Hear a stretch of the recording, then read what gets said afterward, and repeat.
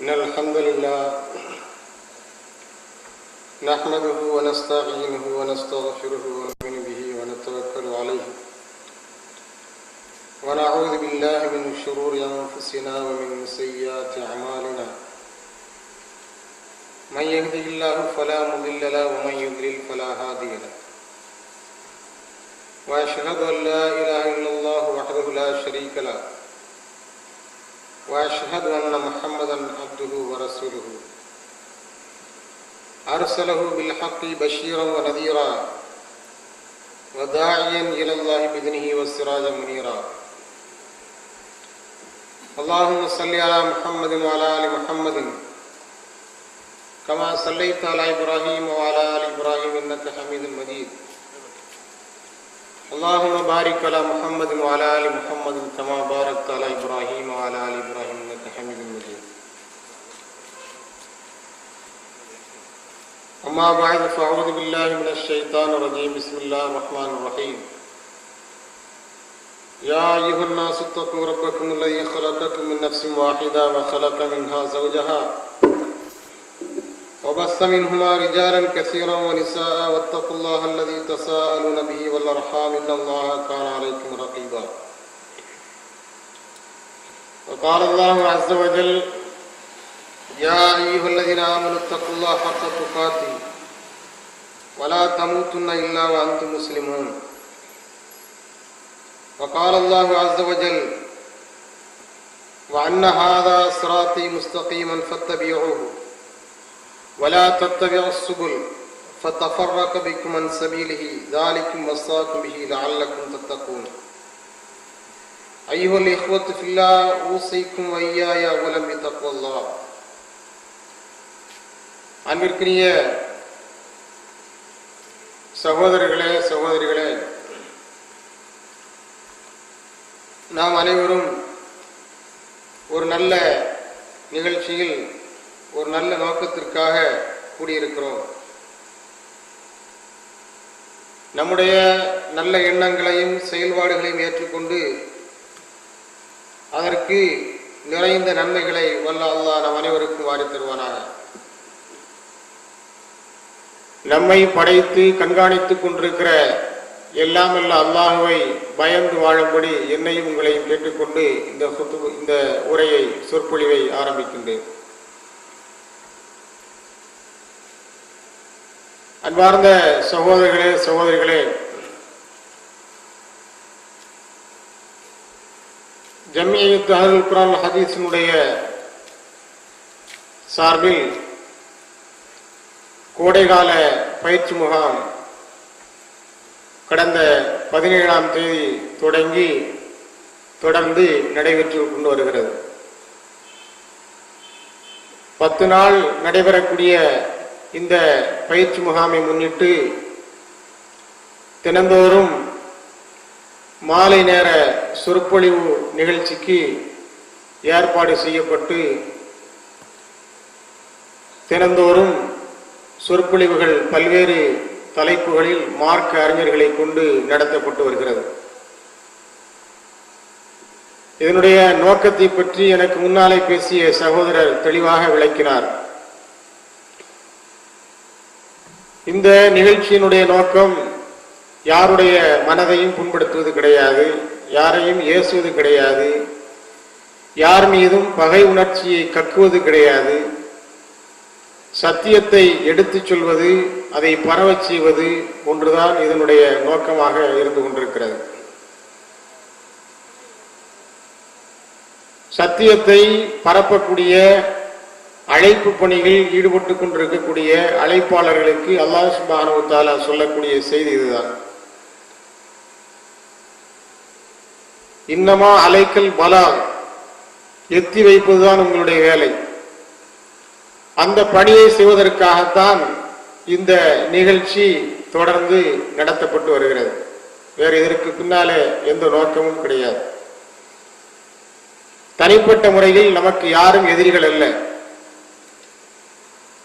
நாம் அனைவரும் கொள்கை அடிப்படையில் சகோதரர்களாக வாழ வேண்டும்.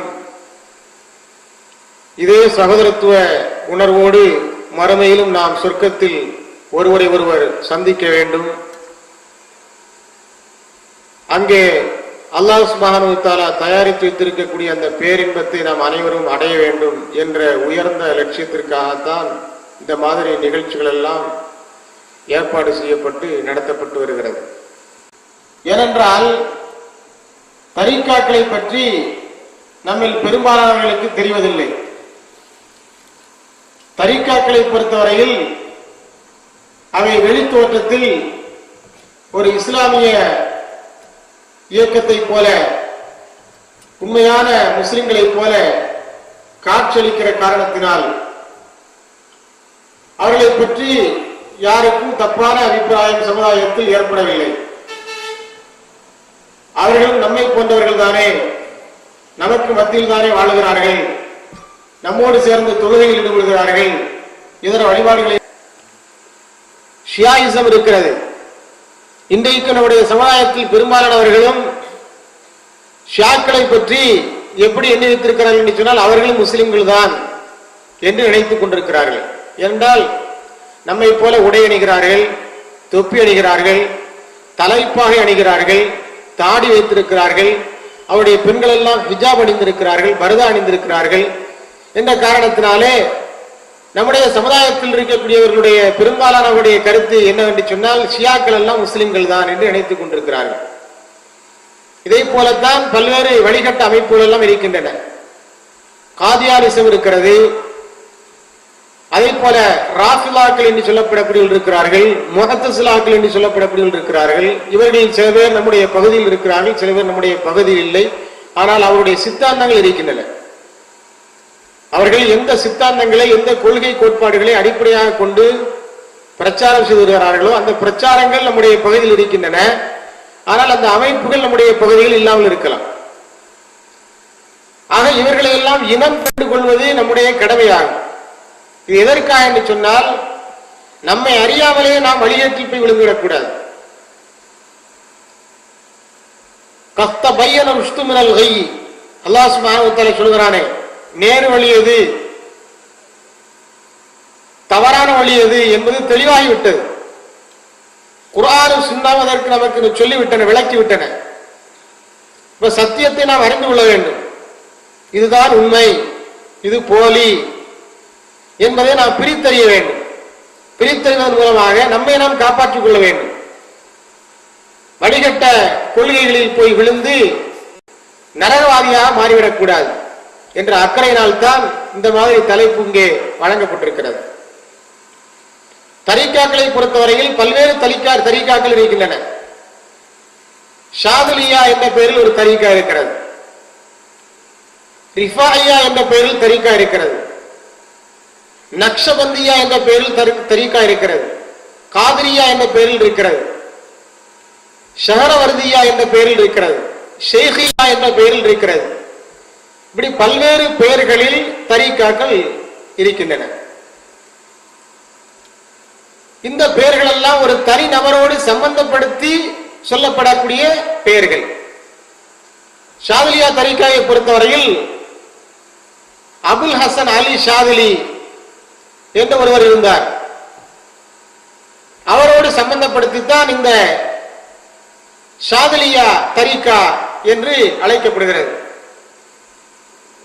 அபுல் ஹசன் அலி ஷாதுலி என்பவர் யார் என்று சொன்னால் அவர் இந்த சூஃபிச கொள்கையினுடைய நிறுவனர்களில் ஒருவராக கருதப்படுகிறார். அவரை பற்றி நீங்கள் புரிந்து கொள்வதற்காக ஒரு சிறிய குறிப்பு தருகிறேன். அவர் ஒரு முறை மதீனாவுக்கு வருகிறார். நபி ஸல்லல்லாஹு அலைஹி வஸல்லம் அடங்கி இருக்கக்கூடிய அந்த பகுதிக்கு வந்த அவர் அந்த ரவுலா ஷரீஃபுக்கு உள்ளே வராமல் வெளியே நின்று கொள்கிறார். காலில் செருப்பில்லை, தலையில் துணி இல்லை, உள்ளே வராமல் வெளியே நின்று கொண்டிருக்கிறார். உள்ளே வரமாட்டேன் என்று அடம் பிடிக்கிறார். ஏன் உள்ளே வர மறுக்கிறீர்கள் என்று கேட்டபோது அவர் சொன்னார், நான் உள்ளே வந்து நபி ஸல்லல்லாஹு அலைஹி வஸல்லம் அவர்களுக்கு சலாம் சொல்ல வேண்டும் என்று சொன்னால் நபி ஸல்லல்லாஹு அலைஹி வஸல்லம் அவர்கள் எனக்கு அனுமதி தர வேண்டும் என்று சொன்னார். நபி ஸல்லல்லாஹு அலைஹி வஸல்லம் அவர்கள் எனக்கு அனுமதி தந்தால்தான் நான் அவர்களுடைய இடத்திற்கு நான் வருவேன் என்று சொன்னார். பிறகு அவருக்கு நபி ஸல்லல்லாஹு அலைஹி வஸல்லம் அவர்கள் அனுமதி கொடுக்கிறார்கள். யா அலி உதுகுல் என்று சொல்கிறார்கள். அலியே உள்ளே வா என்று சொல்கிறார்கள். அதற்கு பிறகுதான் இவர் உள்ளே செல்கிறார். நபி ஸல்லல்லாஹு அலைஹி வஸல்லம் அவருடைய அனுமதி கிடைத்ததற்கு பிறகுதான் இவர் உள்ளே செல்கிறார் என்று இவரை பற்றி ஒரு குறிப்பு சூஃபிகளுடைய நூல்களில் புத்தகங்களில் எழுதி வைக்கப்பட்டிருக்கிறது.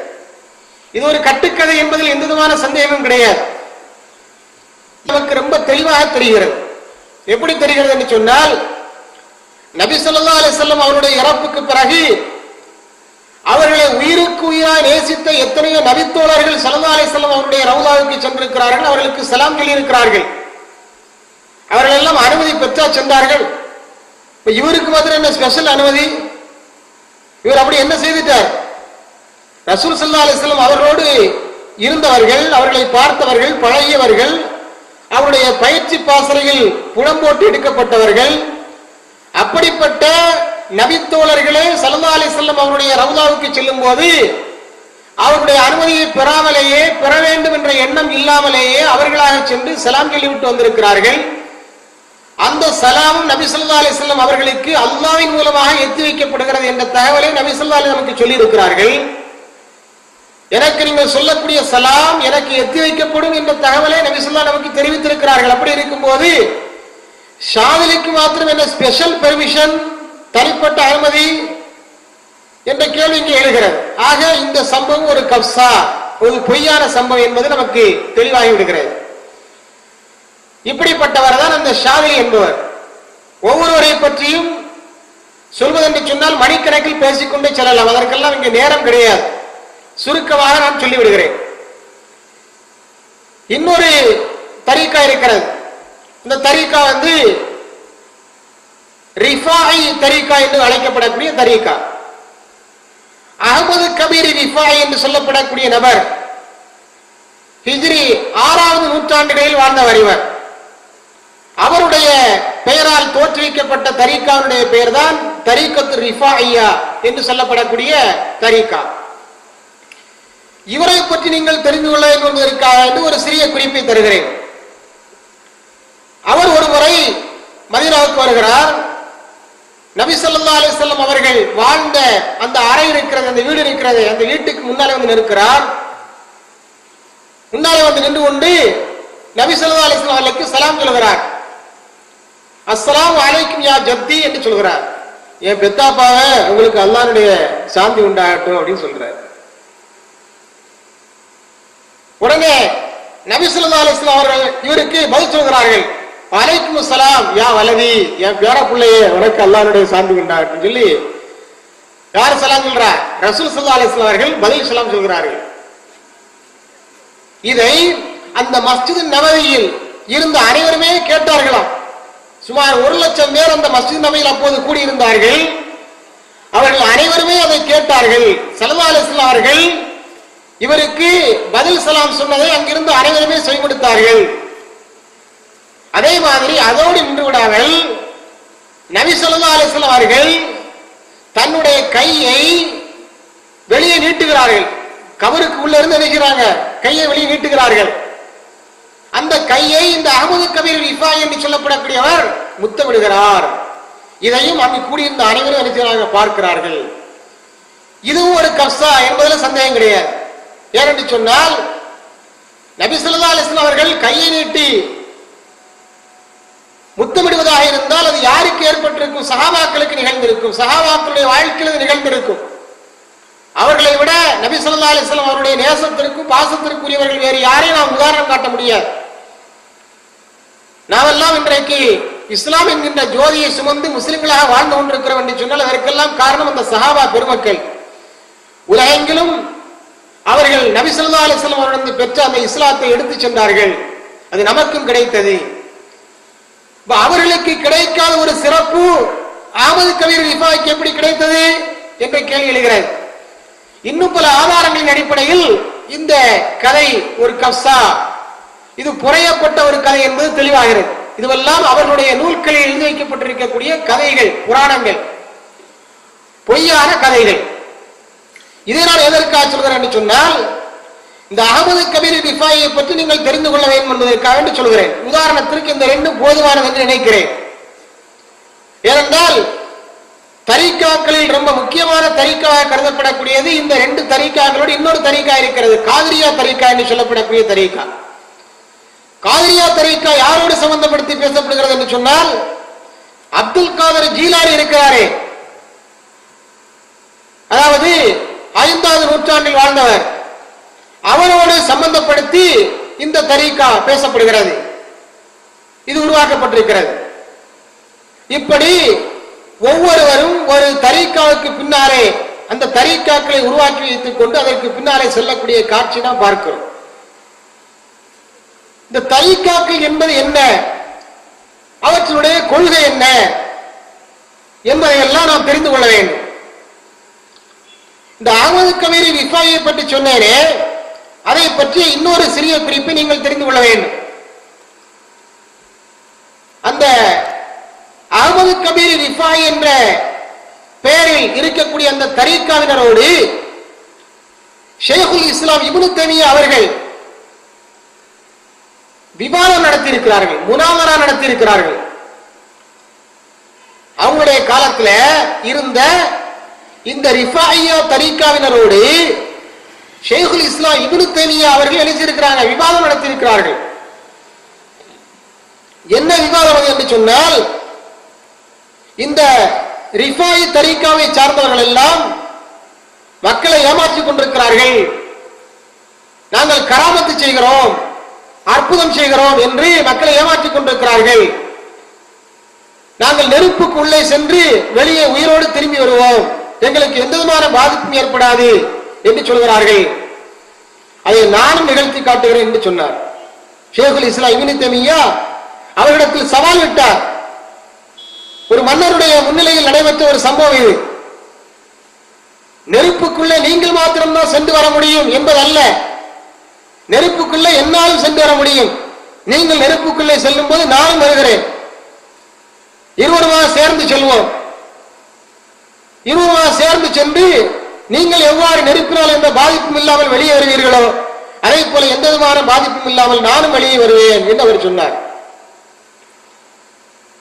ஆனால் ஒரு கண்டிஷன் போட்டார், நீங்கள் அந்த நெருப்புக்கு உள்ளே நுழைவதற்கு முன்னால் சூடான வெந்நீரில் நன்கு குளித்துக் கொள்ள வேண்டும் என்று சொன்னார். சூடான வெந்நீரில் நன்கு குளித்துக் கொள்ள வேண்டும். வினிகர் இருக்கிறதே, வினிகரை வைத்து உடம்பை சுத்தப்படுத்திக் கொள்ள வேண்டும் என்று சொன்னார். ஏனென்று சொன்னால், அவர்கள் நாங்கள் கராமத்து செய்கிறோம் என்று சொல்லிக் கொண்டு நெருப்புக்கு உள்ளே செல்லுவதற்கு முன்னால் என்ன செய்கிறார் என்று சொன்னால், உடம்பிலே கெமிக்கல் பூசிக்கொள்கிறார்கள்.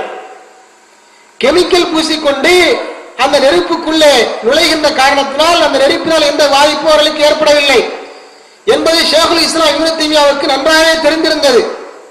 அதனால் தான் அவர்கள் இந்த கண்டிஷனை சொன்னார்கள், நெருப்புக்குள்ளே செல்லும் போது நானும் உங்களோடு வருகிறேன், உங்களுக்கு நெருப்பு பாதிப்பு ஏற்படுத்தாததை போல எனக்கும் ஏற்படுத்தாது, ஆனால் ஒரு கண்டிஷன், நீங்கள் அந்த நெருப்புக்குள்ளே செல்வதற்கு முன்னால் வெந்நீரில் குளித்துக் கொள்ள வேண்டும், வினிகரால் சுத்தம் செய்து கொள்ள வேண்டும். ஏனென்றால் இந்த ரெண்டையும் செய்தால் பூசி இருக்கக்கூடிய கெமிக்கல் எல்லாம் கலந்து போய்விடும் என்பதற்காக அப்படி சொன்னார்கள். உடனடியாக அவர்கள் தங்களுடைய தவறை புரிந்து கொண்டு வாபஸ் வாங்கி கொண்டார்கள். அவர்களுக்கு முன்னாலே சரணடைந்தார்கள், தாங்கள் செய்த தவறை உணர்ந்து திருந்தினார்கள் என்பதை பார்க்கிறோம். அதாவது ரிஃபாயியா தரீக்காவை சார்ந்தவர்கள், சார்ந்த சில பேரிடத்தில் தான் அவர்கள் விவாதம் நடத்தினார்கள், விவாதத்தில் வெற்றியும் கண்டார்கள். இவர்கள் தான் ரிஃபாயியா தரீக்காவை சார்ந்தவர்கள். ஷாதிலியா தரீக்காவாக இருந்தாலும் சரி, அல்லது ரிஃபாயியா தரீக்காவாக இருந்தாலும் சரி, அல்லது நக்ஷபந்தியாவாக இருந்தாலும் சரி, ஷஹரவர்தியாவாக இருந்தாலும் சரி, காதியாவாக இருந்தாலும் சரி, எந்த தரீக்காவாக இருந்தாலும் இந்த தரீக்காக்களுடைய கொள்கை என்ன என்பதை நாம் திட்டவட்டமாக தெளிவாக தெரிந்து கொள்ள வேண்டும். இவர்களுடைய கொள்கை என்ன என்பதை தெரிந்து கொண்டால்தான் அதை நாம் மக்களுக்கு அடையாளப்படுத்த முடியும், நாமும் அதிலிருந்து விலகி பாதுகாப்போடு இருக்க முடியும். இவர்கள் ஒரு விஷயத்தில் ஒன்றுபட்டவர்களாக இருக்கிறார்கள். இவர்களுக்கு சமுதாயத்தில் சின்ன சின்ன கருத்து மோதல்கள், கருத்து வேறுபாடுகள் இருந்தாலும் கூட எல்லோரும் ஒரு விஷயத்தில் ஒருமித்த கருத்துடையவர்கள். எந்த விஷயம் என்று சொன்னால், எல்லாருடைய கொள்கையும் ஒன்றுதான். எல்லோரும் ஒரே இடத்திலே சங்கமிக்கிறார்கள். எல்லோரும் சங்கமிக்கக்கூடிய அந்த ஒரு இடம் என்ன இடம் என்று சொன்னால் சூஃபிசம். இந்த எல்லா தரீக்காக்களுடைய அடிப்படை கொள்கை என்னவென்று சொன்னால் சூஃபிசம். தசவுஃப் என்று சொல்லப்படக்கூடிய சூஃபிசம், சூஃபியா என்று சொல்வார்கள், தசவுஃப் என்று சொல்வார்கள். சூஃபிசத்திற்கும் இஸ்லாத்திற்கும் மத்தியில் என்ன சம்பந்தம், சூஃபிசத்தினுடைய கொள்கை என்ன என்பதை தெரிந்து கொண்டாலே போதுமானது இந்த தரீக்காக்களுடைய அவலங்களை பற்றி புரிந்து கொள்வதற்கு. தரீக்காக்கள் மார்க்கத்தில் அனுமதிக்கப்பட்டதா இல்லையா, அது மார்க்கத்திற்கு எதிரானதா இல்லையா என்பதை புரிந்து கொள்ள வேண்டும் என்று சொன்னால் நாம் யாரை பற்றி தெரிந்து கொண்டால் போதுமானது, இந்த சூஃபிகளை பற்றியும் சூஃபிச சித்தாந்தத்தை பற்றியும் தெரிந்து கொண்டாலே போதுமானது. சூஃபிசம் என்றால் என்ன என்பதை நாம் முதலில் தெரிந்து கொள்ள வேண்டும். சூஃபிசம் என்பதற்கு விளக்கம் தருவதிலேயே பல்வேறு கருத்து மோதல்கள் ஏற்படுகிறது. ஏனென்று சொன்னால், சூஃபிகள் என்றால் யார் என்று இங்கே இருக்கக்கூடிய நபர்கள் யாரிடத்தில் கேட்டால் அவர்கள் என்ன சொல்வார்கள், அவர்கள் ஆன்மீகவாதிகள் என்று சொல்வார்கள்.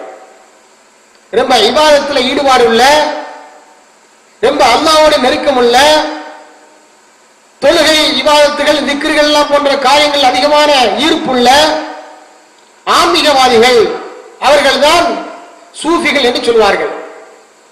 ஏனென்றால் அவர்கள் தங்களை அப்படித்தான் சமுதாயத்தில் அடையாளப்படுத்தி இருக்கிறார்கள். அவர்களை பற்றி நம்முடைய சமுதாயத்தில் இருக்கக்கூடிய பெரும்பாலானவர்களுக்கு அவருடைய உண்மை நிலை தெரியாது. அதனால் இப்படித்தான் தெரியும், இப்படித்தான் நம்முடைய சமுதாயத்தில் யாரிடத்தாவது கேட்டால் இப்படித்தான் சொல்வார்கள். அவர்கள் நல்லவர்களைப் போலத்தான் தோற்றம் அளிக்கிறார்கள். அதனால் அவர்களை பற்றிய தப்பான அபிப்பிராயம் யாரிடத்திலும் இருக்காது. ஆனால் சூஃபிசம் என்றால் என்ன, தசவுஃப் என்றால் என்ன, தசவுஃப் கொள்கை என்றால் என்ன என்பதை பற்றி பல்வேறு அறிஞர்கள் ஆய்வு செய்திருக்கிறார்கள். ஆய்வு செய்து அதற்கு சுருக்கமான ஒரு விளக்கத்தை வழங்கியிருக்கிறார்கள். அவர்களை கண்டுபிடிப்பது அவ்வளவு எளிதான ஒன்றல்ல என்ற நிலையில் நன்கு ஆய்வு செய்து ஒரு முடிவை, ஒரு விளக்கத்தை வழங்கியிருக்கிறார்கள். அது என்ன விளக்கம் என்று சொன்னால், இஸ்லாத்தின் போர்வையில் இருந்து கொண்டே கிரேக்க தத்துவம், யூத மத கொள்கை, கிறிஸ்தவ கொள்கை, இந்து மத கொள்கையுடைய ஒரு கலவைதான் சூஃபிசம் என்பது. சூஃபிசத்திற்கு என்று தனிப்பட்ட கொள்கை கிடையாது. அது பல்வேறு கொள்கைகளுடைய கூட்டு கலவை, ஒரு கதம்பம். அங்கே கிரேக்க தத்துவம் இருக்கிறது, பிலாசபி என்று சொல்லப்படக்கூடிய கிரேக்க தத்துவம் இருக்கிறது. அங்கே யஹூதிசம் இருக்கிறது, அங்கே நஸ்ரானிசம் இருக்கிறது, ஹிந்துயிசம் இருக்கிறது.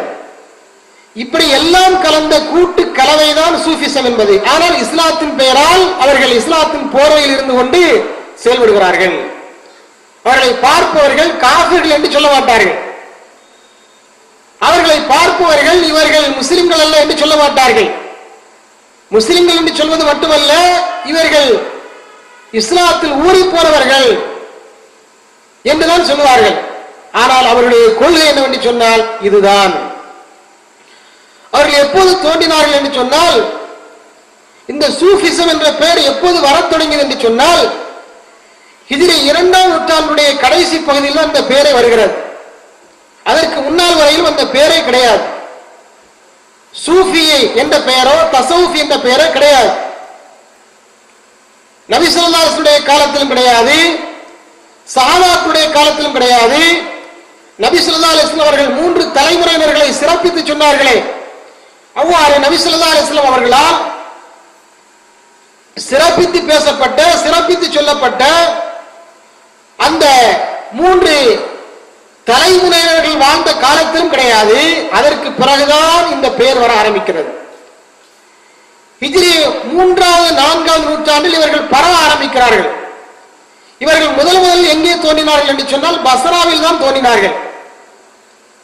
அதாவது இன்றைய ஈராக்கில் இருக்கக்கூடிய பஸ்ராவில் தான் இவர்கள் உருவானார்கள். இவர்கள் யாரை டார்கெட்டாக ஆரம்பத்தில் தங்களுடைய இலக்காக கொண்டார்கள் என்று சொன்னால் பாமரர்களைத்தான் இலக்காக கொண்டார்கள். பாமரர்கள் தான் இவருடைய பார்வை விழுந்தது. அதனால் இவர்களுடைய கொள்கையால் பாமரர்கள் மிகவும் கவரப்பட்டார்கள். அதாவது இஸ்லாமிய வழக்கில் சொல்வார்கள், ஃபிக்ஹ் கூஃபி வ சூஃபியத்து பஸ்ரியா என்று சொல்வார்கள், பஸ்ரா என்று சொல்வார்கள். கூஃபா நகரத்து சட்ட அறிவும் பஸ்ரா நகரத்து சூஃபித்துவம் என்று சொல்வார்கள். அன்றைக்கு ஈராக்கில் 2 நகரங்கள் முக்கியத்துவம் வாய்ந்த நகரங்களாக கருதப்பட்டன. ஒன்று கூஃபா, இன்னொன்று பஸ்ரா. அந்த கூஃபா நகரத்தில் பெரிய பெரிய சட்ட நிபுணர்கள் எல்லாம் தோன்றினார்கள், சட்ட அறிஞர்கள் எல்லாம் உருவானார்கள். அதனால் கூஃபா இஸ்லாத்தினுடைய சட்டங்களுக்கு பிரபல்யமானது. அதனால் ஃபிக்ஹ் கூஃபி என்று சொல்வார்கள். ஆனால் பஸ்ராவை பொறுத்தவரையில் பஸ்ராவில் சூஃபிகள் அதிகமாக காணப்பட்டார்கள். அதனால் சூஃபி பஸ்ரா என்று சொன்னார்கள், பஸ்ராவுடைய சூஃபிகள் என்று சொன்னார்கள். ஆக இவர்கள் 3வது 4ஆம் நூற்றாண்டில் அதிகமாக பரவ ஆரம்பிக்கிறார்கள்.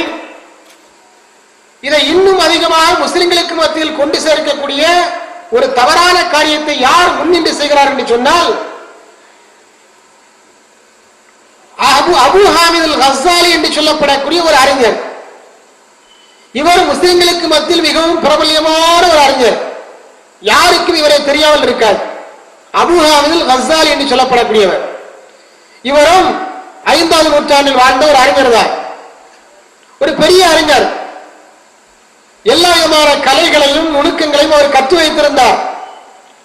ஆனால் அவர் ஏனோ தெரியவில்லை, நான் ஏற்கனவே சொன்னதை போல பாமரர்கள் படித்தோர் என்ற வித்தியாசம் இல்லாமல் எல்லோரும் இந்த சூஃபிசத்தால் கவரப்பட்டிருக்கிறார்கள் என்று சொன்னேன் அல்லவா? அதே மாதிரி இந்த அபு ஹாமித் அல் கஸ்ஸாலி என்று சொல்லப்படக்கூடிய இவரும் அந்த சூஃபிசத்தால் கவரப்பட்டார். அந்த சூஃபிசத்தால் கவரப்பட்டு அவர் சூஃபிசத்தை பிரச்சாரம் செய்ய ஆரம்பித்து விட்டார். அதாவது அவர் ஒரு புத்தகத்தை எழுதினார், இஹ்யா உலூமுத்தீன் என்று சொல்லப்படக்கூடிய புத்தகம். இன்றைக்கும் எல்லா அரபி மதரசாக்களிலும் சுன்னத் வல் ஜமாஅத்தினர்கள் நடத்தக்கூடிய எல்லா அரபி மதரசாக்களிலும் பாடத்திட்டத்தில் வைக்கப்பட்டிருக்கக்கூடிய ஒரு பாட புத்தகம், இறுதி ஆண்டு பாடத்திட்டத்தில் வைக்கப்பட்டிருக்கக்கூடிய ஒரு பாட புத்தகம் தான் இஹ்யா உலூமுத்தீன் என்று சொல்லப்படக்கூடியது.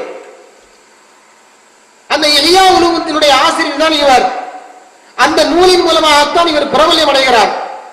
ஏராளமான செய்திகளை அந்த நூலுக்குள் கொண்டு வருகிறார். அந்த நூலின் மூலமாக சூஃபிசத்தை அவர் பிரச்சாரம் செய்கிறார், பரப்புகிறார். சூஃபிசத்தை ஆதரித்து எழுகிறார்.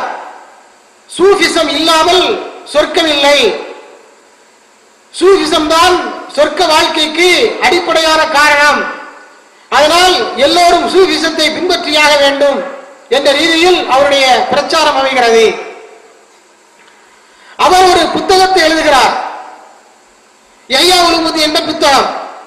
அந்த புத்தகத்தை 4 பகுதியாக பிரிக்கிறார்.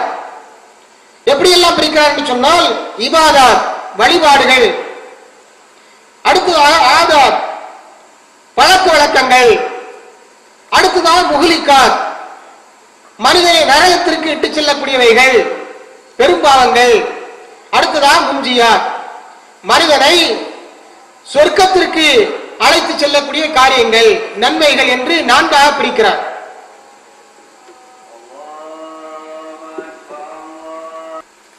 இந்த இஹ்யா உலூமுத்தீன் என்ற நூலினுடைய ஆசிரியர் அபு ஹாமித் அல் கஸ்ஸாலி என்பவர் அவருடைய நூலை 4 பகுதியாக பிரிக்கிறார்.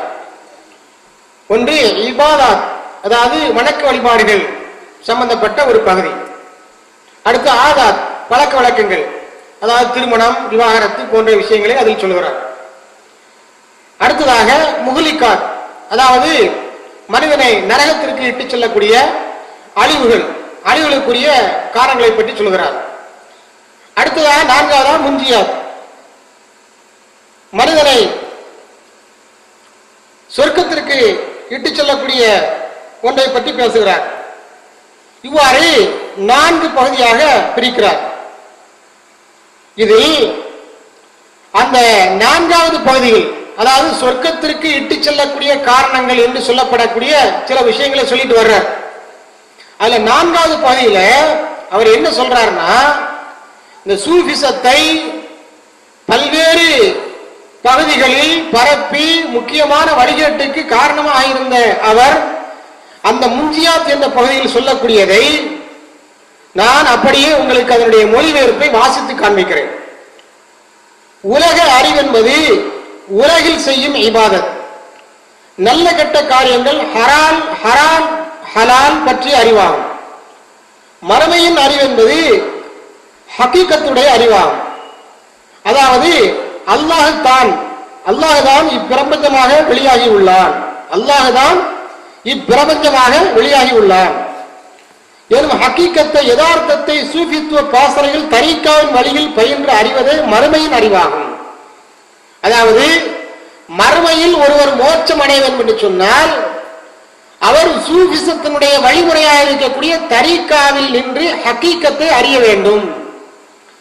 அந்த ஹகீகத்தை அறிந்தால்தான் மறுமையில் அவர் மோட்சம் பெற முடியும் என்று சொல்கிறார். இந்த அறிவு, அதாவது ஹகீகத்தை அறிதல், மறுமை அறிஞர்களின், அதாவது சூஃபியாக்களின் தீர்ப்புப்படி ஒவ்வொருவருக்கும் ஃபர்ல் ஐன், கட்டாய கடமையாகும் என்று அவர் இப்படி சொல்லிக்கொண்டே வருகிறார், தொடர்ந்து சொல்லிக்கொண்டே வருகிறார். இதில் நாம் என்ன கவனிக்க வேண்டும் என்று சொன்னால், அவர் என்ன சொல்ல வருகிறார்? ஒருவன் சொர்க்கத்திற்கு செல்ல வேண்டும் என்று சொன்னால் அவன் சூஃபிசத்தை பின்பற்றியாக வேண்டும். அதாவது நாம் சொன்னவே இந்த தரீக்காக்கள், 4 தரீக்காக்களில் ஏதேனும் ஒரு தரீக்காவில் இருந்தாக வேண்டும் என்று சொல்கிறார். ஒன்று ஷாதிலியா தரீக்காவில் இருக்க வேண்டும், அல்லது ரிஃபாயி தரீக்காவில் இருக்க வேண்டும். ரிஃபாயி தரீக்காவில் சொன்னால் இப்போது ரிஃபாயி அவருடைய பேர்ல தான் மூலதல் அணிச்சராக ஓதிட்டு இருக்கிறாங்க, அவர்தான் ரிஃபாயி. அந்த ரிஃபாயி தரீக்காவில் இருக்க வேண்டும், அல்லது காதிரியா தரீக்காவில் இருக்க வேண்டும், அல்லது நக்ஷபந்தியா ஏதேனும் ஒரு தரீக்காவில் இருக்க வேண்டும். ஏதேனும் ஒரு தரீக்காவில் இருந்தால்தான் சொர்க்கத்தை பெற முடியும் என்பது அந்த பேரறிஞர் என்று சொல்லப்படக்கூடிய அபு ஹாமித் கஸ்ஸாலியுடைய வாதமாக இருக்கிறது. அவர் இப்படிப்பட்ட ஒரு நச்சுக்கருத்தை தன்னுடைய புத்தகத்தில் பதிவு செய்கிறார். இந்த புத்தகத்தை தான் அரபிக் கல்லூரிகளில் பாடத்திட்டத்தில் எழுதியிருக்கிறார்கள். 7வது ஆண்டு பயிலக்கூடிய மாணவர்களுக்கு வைத்து படித்து தருகிறார்கள் என்பதை நீங்கள் சிந்தித்து பார்க்க வேண்டும். அப்படியானால் இந்த மாணவர்கள் எல்லாம் எப்படி உருவாகி வருவார்கள் என்பதை எண்ணி பாருங்கள். எப்படிப்பட்ட விஷக்கருத்து அவர்களுடைய நெஞ்சங்களில் ஊட்டப்படும். இப்படி உருவாகி வரக்கூடிய இஸ்லாமிய அறிஞர்கள் எப்படி சமுதாயத்தை கட்டி காப்பார்கள், எப்படி இந்த சமுதாயத்தை சொர்க்கத்திற்கு அழைத்து செல்வார்கள், எப்படி சத்தியத்தை அவர்கள் சொல்வார்கள், சத்தியத்தை சொல்வார்கள் என்று எப்படி அவர்களிடத்திலிருந்து எதிர்பார்க்கலாம்? ஏனென்றால் அவர்கள் அப்படித்தான் போதிக்கப்பட்டிருக்கிறார்கள். ஆனால் இஸ்லாம் இப்படி சொல்லவில்லை. தரீக்காக்களில் இருந்து கொண்டுதான் சொர்க்கத்திற்கு செல்ல முடியும் என்று இஸ்லாம் சொல்கிறதா? இஸ்லாம் ஒருபோதும் அப்படி சொல்லவில்லை.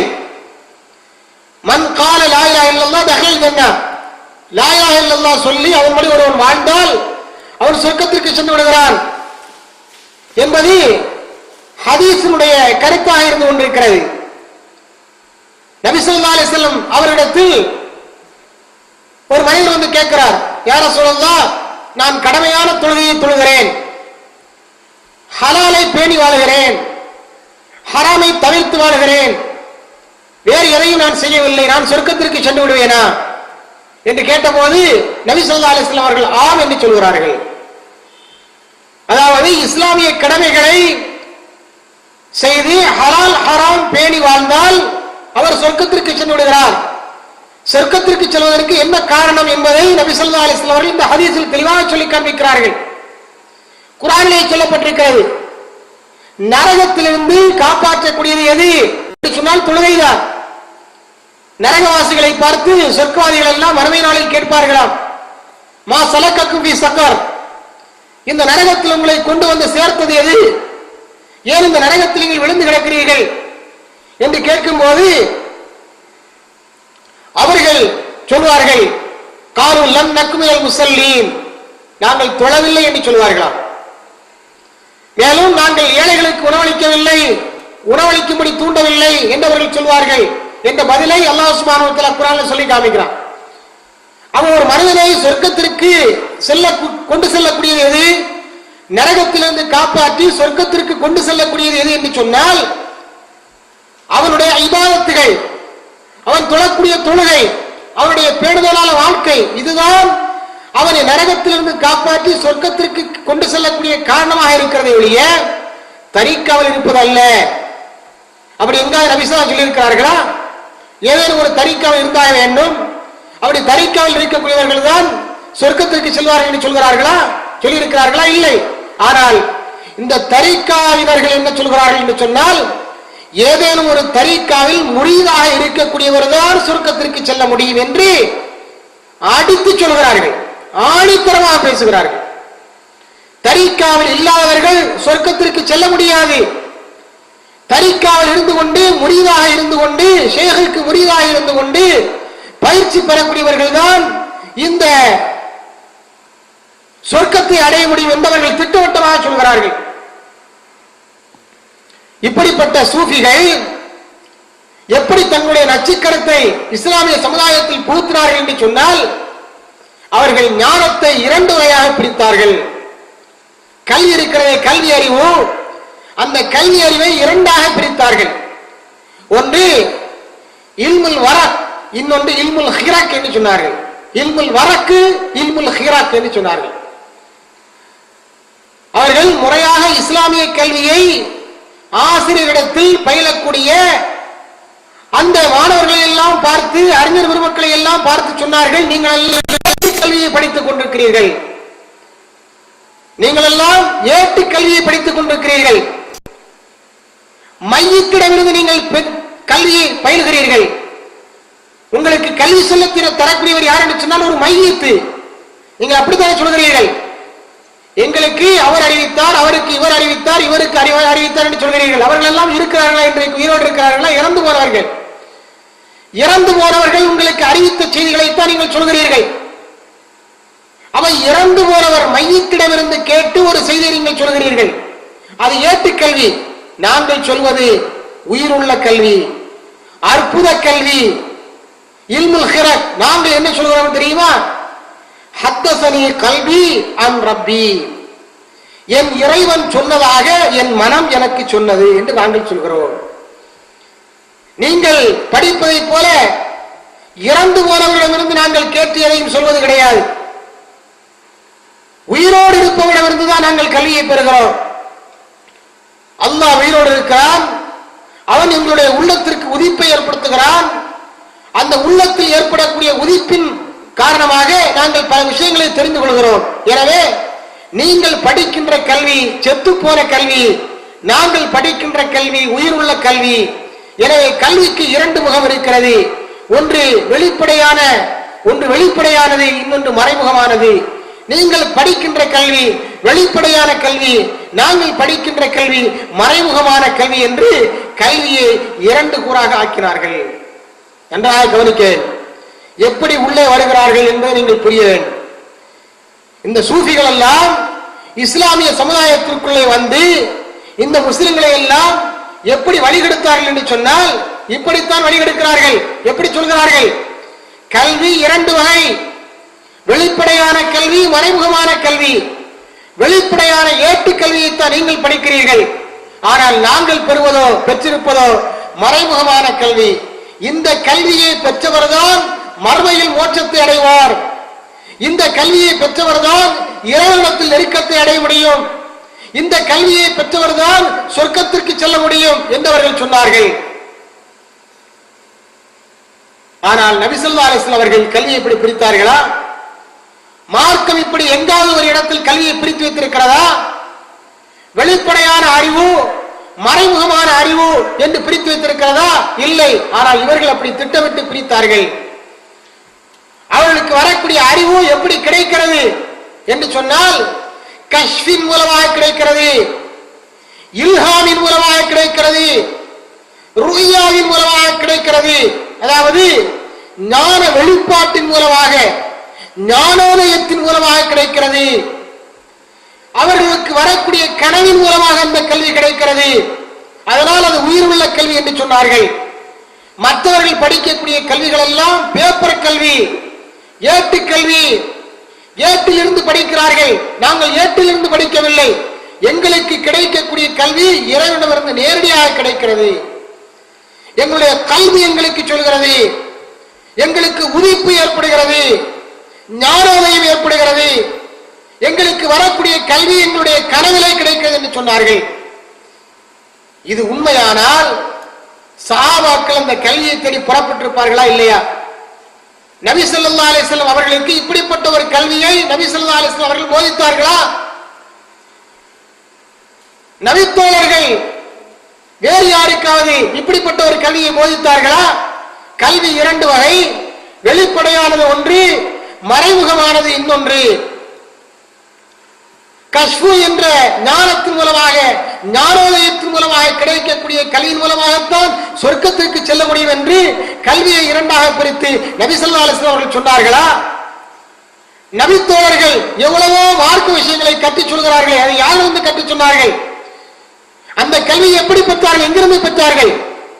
எவ்வளவு ஹதீசுகளை அறிவித்திருக்கிறார்களே நபித்தோழர்கள், ஆயிரக்கணக்கான லட்சக்கணக்கான ஹதீசுகளை அறிவித்திருக்கிறார்களே. இந்த ஹதீசுகளை எல்லாம் நபி ஸல்லல்லாஹு அலைஹி வஸல்லம் அவர்களிடம் கேட்டுதானே அறிவித்தார்கள்.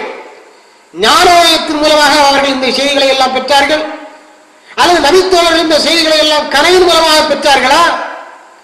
அல்லது இந்த செய்திகளை எல்லாம் அந்த நபித்தோழர்கள் கஷ்பின் மூலமாக பெற்றார்களா? இந்த செய்திகளை எல்லாம் அவர்கள் கஷ்பின் மூலமாகவும் பெறவில்லை, கனவின் மூலமாகவும் பெறவில்லை, ஞானோதயத்தின் மூலமாக பெறவில்லை, நபி ஸல்லல்லாஹு அலைஹி வஸல்லம் அவரிடமிருந்து பெற்றுக் கொண்டார்கள். கல்வி என்பது இரண்டு வகை கிடையாது. கல்வி ஒன்றுதான். அதில் வெளிப்படையானது மறைமுகமானது என்பதெல்லாம் கிடையாது. கல்வி ஒன்றே ஒன்றுதான் என்பதை நபி ஸல்லல்லாஹு அலைஹி வஸல்லம் அவர்களுடைய வாழ்க்கை முறை நமக்கு சொல்லி காண்பிக்கிறது.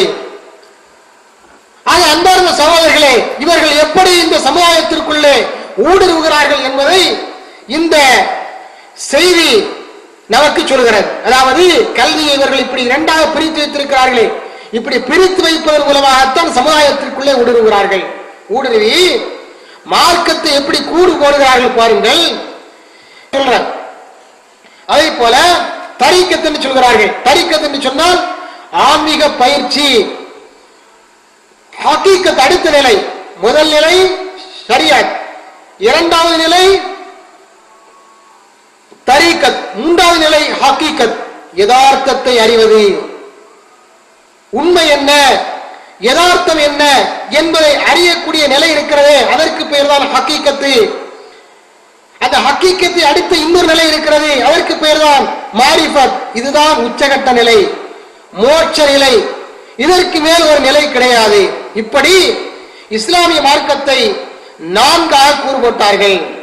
ஷரியத்து, தரீக்கத்து, ஹகீகத்து, மாரிஃபத்து என்றெல்லாம் நான்காக கூறுபட்டார்கள். தரீக்கத் என்று சொன்னால், ஷரியத் என்று சொன்னால் என்னவென்று சொன்னால், அதாவது மார்க்க சட்டங்கள். மார்க்க சட்டங்கள்லாம் இந்த தொழுகிறது, நோன்பு வைக்கிறது, ஜக்காத்து கொடுக்கிறது, இந்த மாதிரிப்பட்ட கடமைகள் இருக்கிறதா இல்லையா? இந்த கடமைகளை எல்லாம் செய்வதற்கு பெயர் தான் ஷரியத் என்று சொன்னார்கள். இந்த கடமைகளை எல்லாம் செய்வதற்கு பெயர் தான் ஷரியத். இந்த கடமைகளை பொறுத்தவரையில் நாம் என்ன நினைத்துக் கொண்டிருக்கிறோம் என்றால், இவற்றை செய்தால்தான் சொர்க்கத்திற்கு செல்ல முடியும், இவற்றை செய்யவில்லை என்று சொன்னால் சொர்க்கத்திற்கு செல்ல முடியாது என்று நாம் நினைத்து வைத்திருக்கிறோம். நம்முடைய நம்பிக்கை அப்படித்தான் இருக்கிறது. இஸ்லாம் நமக்கு அப்படிப்பட்ட நம்பிக்கையை தான் ஊட்டி இருக்கிறது. இதெல்லாம் சொர்க்கத்திற்கு செல்லக்கூடிய அமல்கள் என்று. ஆனால் சூஃபிகளுடைய பார்வையில் இதுவெல்லாம் சர்வ சாதாரணமானவை. தொழுவதாக இருந்தாலும் சரி, நோன்பு வைப்பதாக இருந்தாலும் சரி, ஹஜ் செய்வதாக இருந்தாலும் சரி, சதக்கா கொடுப்பதாக இருந்தாலும் சரி, இன்னவிர ஏனைய எந்த அமல்களாக இருந்தாலும் சரி, ஷரியத், இஸ்லாமிய ஷரியத் சட்டம் சொல்லக்கூடிய எந்த அமல்களாக இருந்தாலும் அந்த அமல்கள் எல்லாம் அவர்களுடைய பார்வையில் சர்வ சாதாரணமானவை. அதற்கு அவர்களிடத்தில் எந்த விதமான முக்கியத்துவம் கிடையாது. அவர்கள் அதை எதற்கு சமமாக சொல்கிறார்கள் என்று சொன்னால், இந்த அரிசியை பொதிந்திருக்கக்கூடிய உமி இருக்கிறதே, அரிசியை பொதிந்திருக்கக்கூடிய உமி, அந்த உமிக்கு சமமானதுதான் இந்த ஷரியத் என்று சொல்கிறார்கள். சுப்ஹானல்லாஹ். ஷரியத் சட்டங்கள் என்பது அதாவது தொழுகிறது, நோன்பு வைக்கிறது, ஹஜ் செய்யறது, ஜக்காத்து கொடுக்கிறது, இந்த மாதிரிப்பட்ட கடமைகள் எல்லாம் இந்த அரிசியை மூடி இருக்கக்கூடிய உமிக்கு சமமானது என்று சொல்கிறார்கள். நமக்கு அரிசி முக்கியமா உமி முக்கியமா என்று சொன்னால் எல்லோரும் சொல்வார்கள் அரிசி தான் முக்கியம், உமி முக்கியம் அல்ல. உமி எதுவரை முக்கியமாகப்படுகிறது என்று சொன்னால் அரிசி நமக்கு பாதுகாப்பாக கிடைக்கின்ற வரைதான் அந்த உமி முக்கியத்துவம் வாய்ந்ததாக இருக்கிறது. அரிசி எப்போது அறுவடை செய்யப்பட்டு நம்முடைய கைக்கு வந்து விடுகிறதோ அதற்கு பிறகு உமி தேவையில்லாமல் போய்விடுகிறது. உமியை நாம் அகற்றி அப்புறப்படுத்தி விடுகிறோம், அதை வீசி எறிந்து விடுகிறோம், தூக்கி எறிந்து விடுகிறோம். நமக்கு பயன்படக்கூடியது எதுதான்? இந்த அரிசி தான். அதே போலத்தான் இந்த உமியை போன்றதுதான் ஷரியத்து, அரிசியை போன்றதுதான் ஹக்கீக்கத் என்று சொல்கிறார்கள். இந்த ஹக்கீக்கத் என்று சொல்லப்படக்கூடிய யதார்த்த நிலையை ஒரு மனிதன் அடைகின்ற வரை இந்த உமி தேவைப்படுகிறது. உமி என்று சொல்லப்படக்கூடிய இந்த ஷரியத் தேவைப்படுகிறது. இந்த அரிசி என்கின்ற ஹக்கீக்கத் ஒருத்தனுக்கு எப்போது கிடைத்து விடுகிறதோ அதற்கு பிறகு அந்த உமிக்கு நிகரான ஷரியத் தேவையில்லாமல் போய்விடுகிறது. அதாவது என்ன சொல்ல வருகிறார்கள் சுருக்கமா என்று சொன்னால், அவர்கள் சொல்லி இருக்கக்கூடிய கூற்றுப்படி இஸ்லாத்தினுடைய மூன்றாவது நிலையாக கருதப்படக்கூடிய ஹக்கீக்கத் என்கின்ற ஒரு நிலையை ஒருவன் அடைந்து விட்டால் ஷரியத்து தேவையில்லை என்று சொன்னால் என்ன அர்த்தம்? தொழ வேண்டிய அவசியம் இல்லை, ஜக்காத்து கொடுக்க வேண்டிய அவசியம் இல்லை, ஹஜ் செய்ய வேண்டிய அவசியம் இல்லை, எந்த இபாதத்தையும் எந்த கடமைகளையும் செய்ய வேண்டிய அவசியமே கிடையாது. இந்த கடமைகளை எல்லாம் ஏன் செய்ய வேண்டிய அவசியம் இல்லை? ஏனென்று சொன்னால் இவன் ஹக்கீக்கத் என்று சொல்லப்படக்கூடிய யதார்த்த நிலையை அடைந்து விட்டான். அந்த நிலையை அடைந்து விட்டால் அவன் இறைவனை நெருங்கி விட்டான், இறைவனுடைய அருளை பெற்று விட்டான், இறைவனோடு அவன் ஒன்றி விட்டான், இறைவனோடு கலந்து விட்டான். இறைவனோடு கலந்து விட்டதற்கு பிறகு அவனுக்கு எதற்காக அமல்கள் செய்ய வேண்டும், அவன் எதற்காக இபாதத்துகள் செய்ய வேண்டும்? தேவையில்லை. இறைவனோடு நெருங்குவதற்குத்தான் இபாதத்துகள் தேவை. இறைவனோடு நெருங்கி விட்டதற்கு பிறகு, இறைவனோடு ஐக்கியமாகிவிட்டதற்கு பிறகு எதற்காக இபாதத்துகள் செய்ய வேண்டும்? அந்த இபாதத்துகள் தேவையில்லை என்று பேசுகிறார்கள். அப்ப எங்கே கொண்டு செல்கிறார்கள்? இங்கேதான் வழிகேடு ஆரம்பமாகிறது, இங்கேதான் வழிகேடு ஆரம்பமாகிறது. அதனால்தான் சூஃபிகளில் பெரிய பெரிய முக்தி அடைந்தவர்கள் இருக்கிறார்களே, அதாவது முக்தி அடைந்தவர்களாக அவர்களால் கருதப்படக்கூடியவர்கள், அவர்களை பார்த்தால் அவர்களால் இபாதத்து செய்ய மாட்டார்கள், தொழ மாட்டார்கள், நோன்பு வைக்க மாட்டார்கள், ஜக்காத்து கொடுக்க மாட்டார்கள், இதர கடமைகளை எதையும் நிறைவேற்ற மாட்டார்கள். ஏனென்று கேட்டால் இதெல்லாம் இறைவனை நெருங்க முயற்சித்துக் கொண்டிருக்கக்கூடியவர்களுக்குத்தான்.